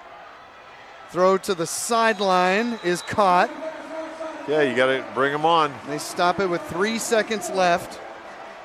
That was Jordan Kress with the catch. Jordan Kress just an out route, giving himself up. Well, Nate Davis slapping hands with his offensive lineman. Mangan making his way out for what would be a game-winning field goal. All the fans getting up on their feet. I think they would have liked to gotten it a little bit closer, but offensive line asking the fans, we appreciate you're excited, but we want to hear the snap count. Rudy Johnson, the holder, from the 22-yard line for the win. Mangan puts it up, and it is no good. Wide to the right this time, and Arizona is going to hang on for a 1-point win, 47-46. Wow. Well, that's been the season. They've had a couple of opportunities to win games at the gun that hadn't happened, and boy, this is a tough one tonight. What a huge win for Arizona. They improved to 7-4, 4-4 in division play. Here's another look at the kick. Mangan had plenty of leg on it. Oof. Just wide to the right. Not by much. Wow, that's a heartbreaker, Teddy. Heartbreaker. All right, Bo Fertig is down there with head coach Taylor Jenniser. Let's go down to Bo.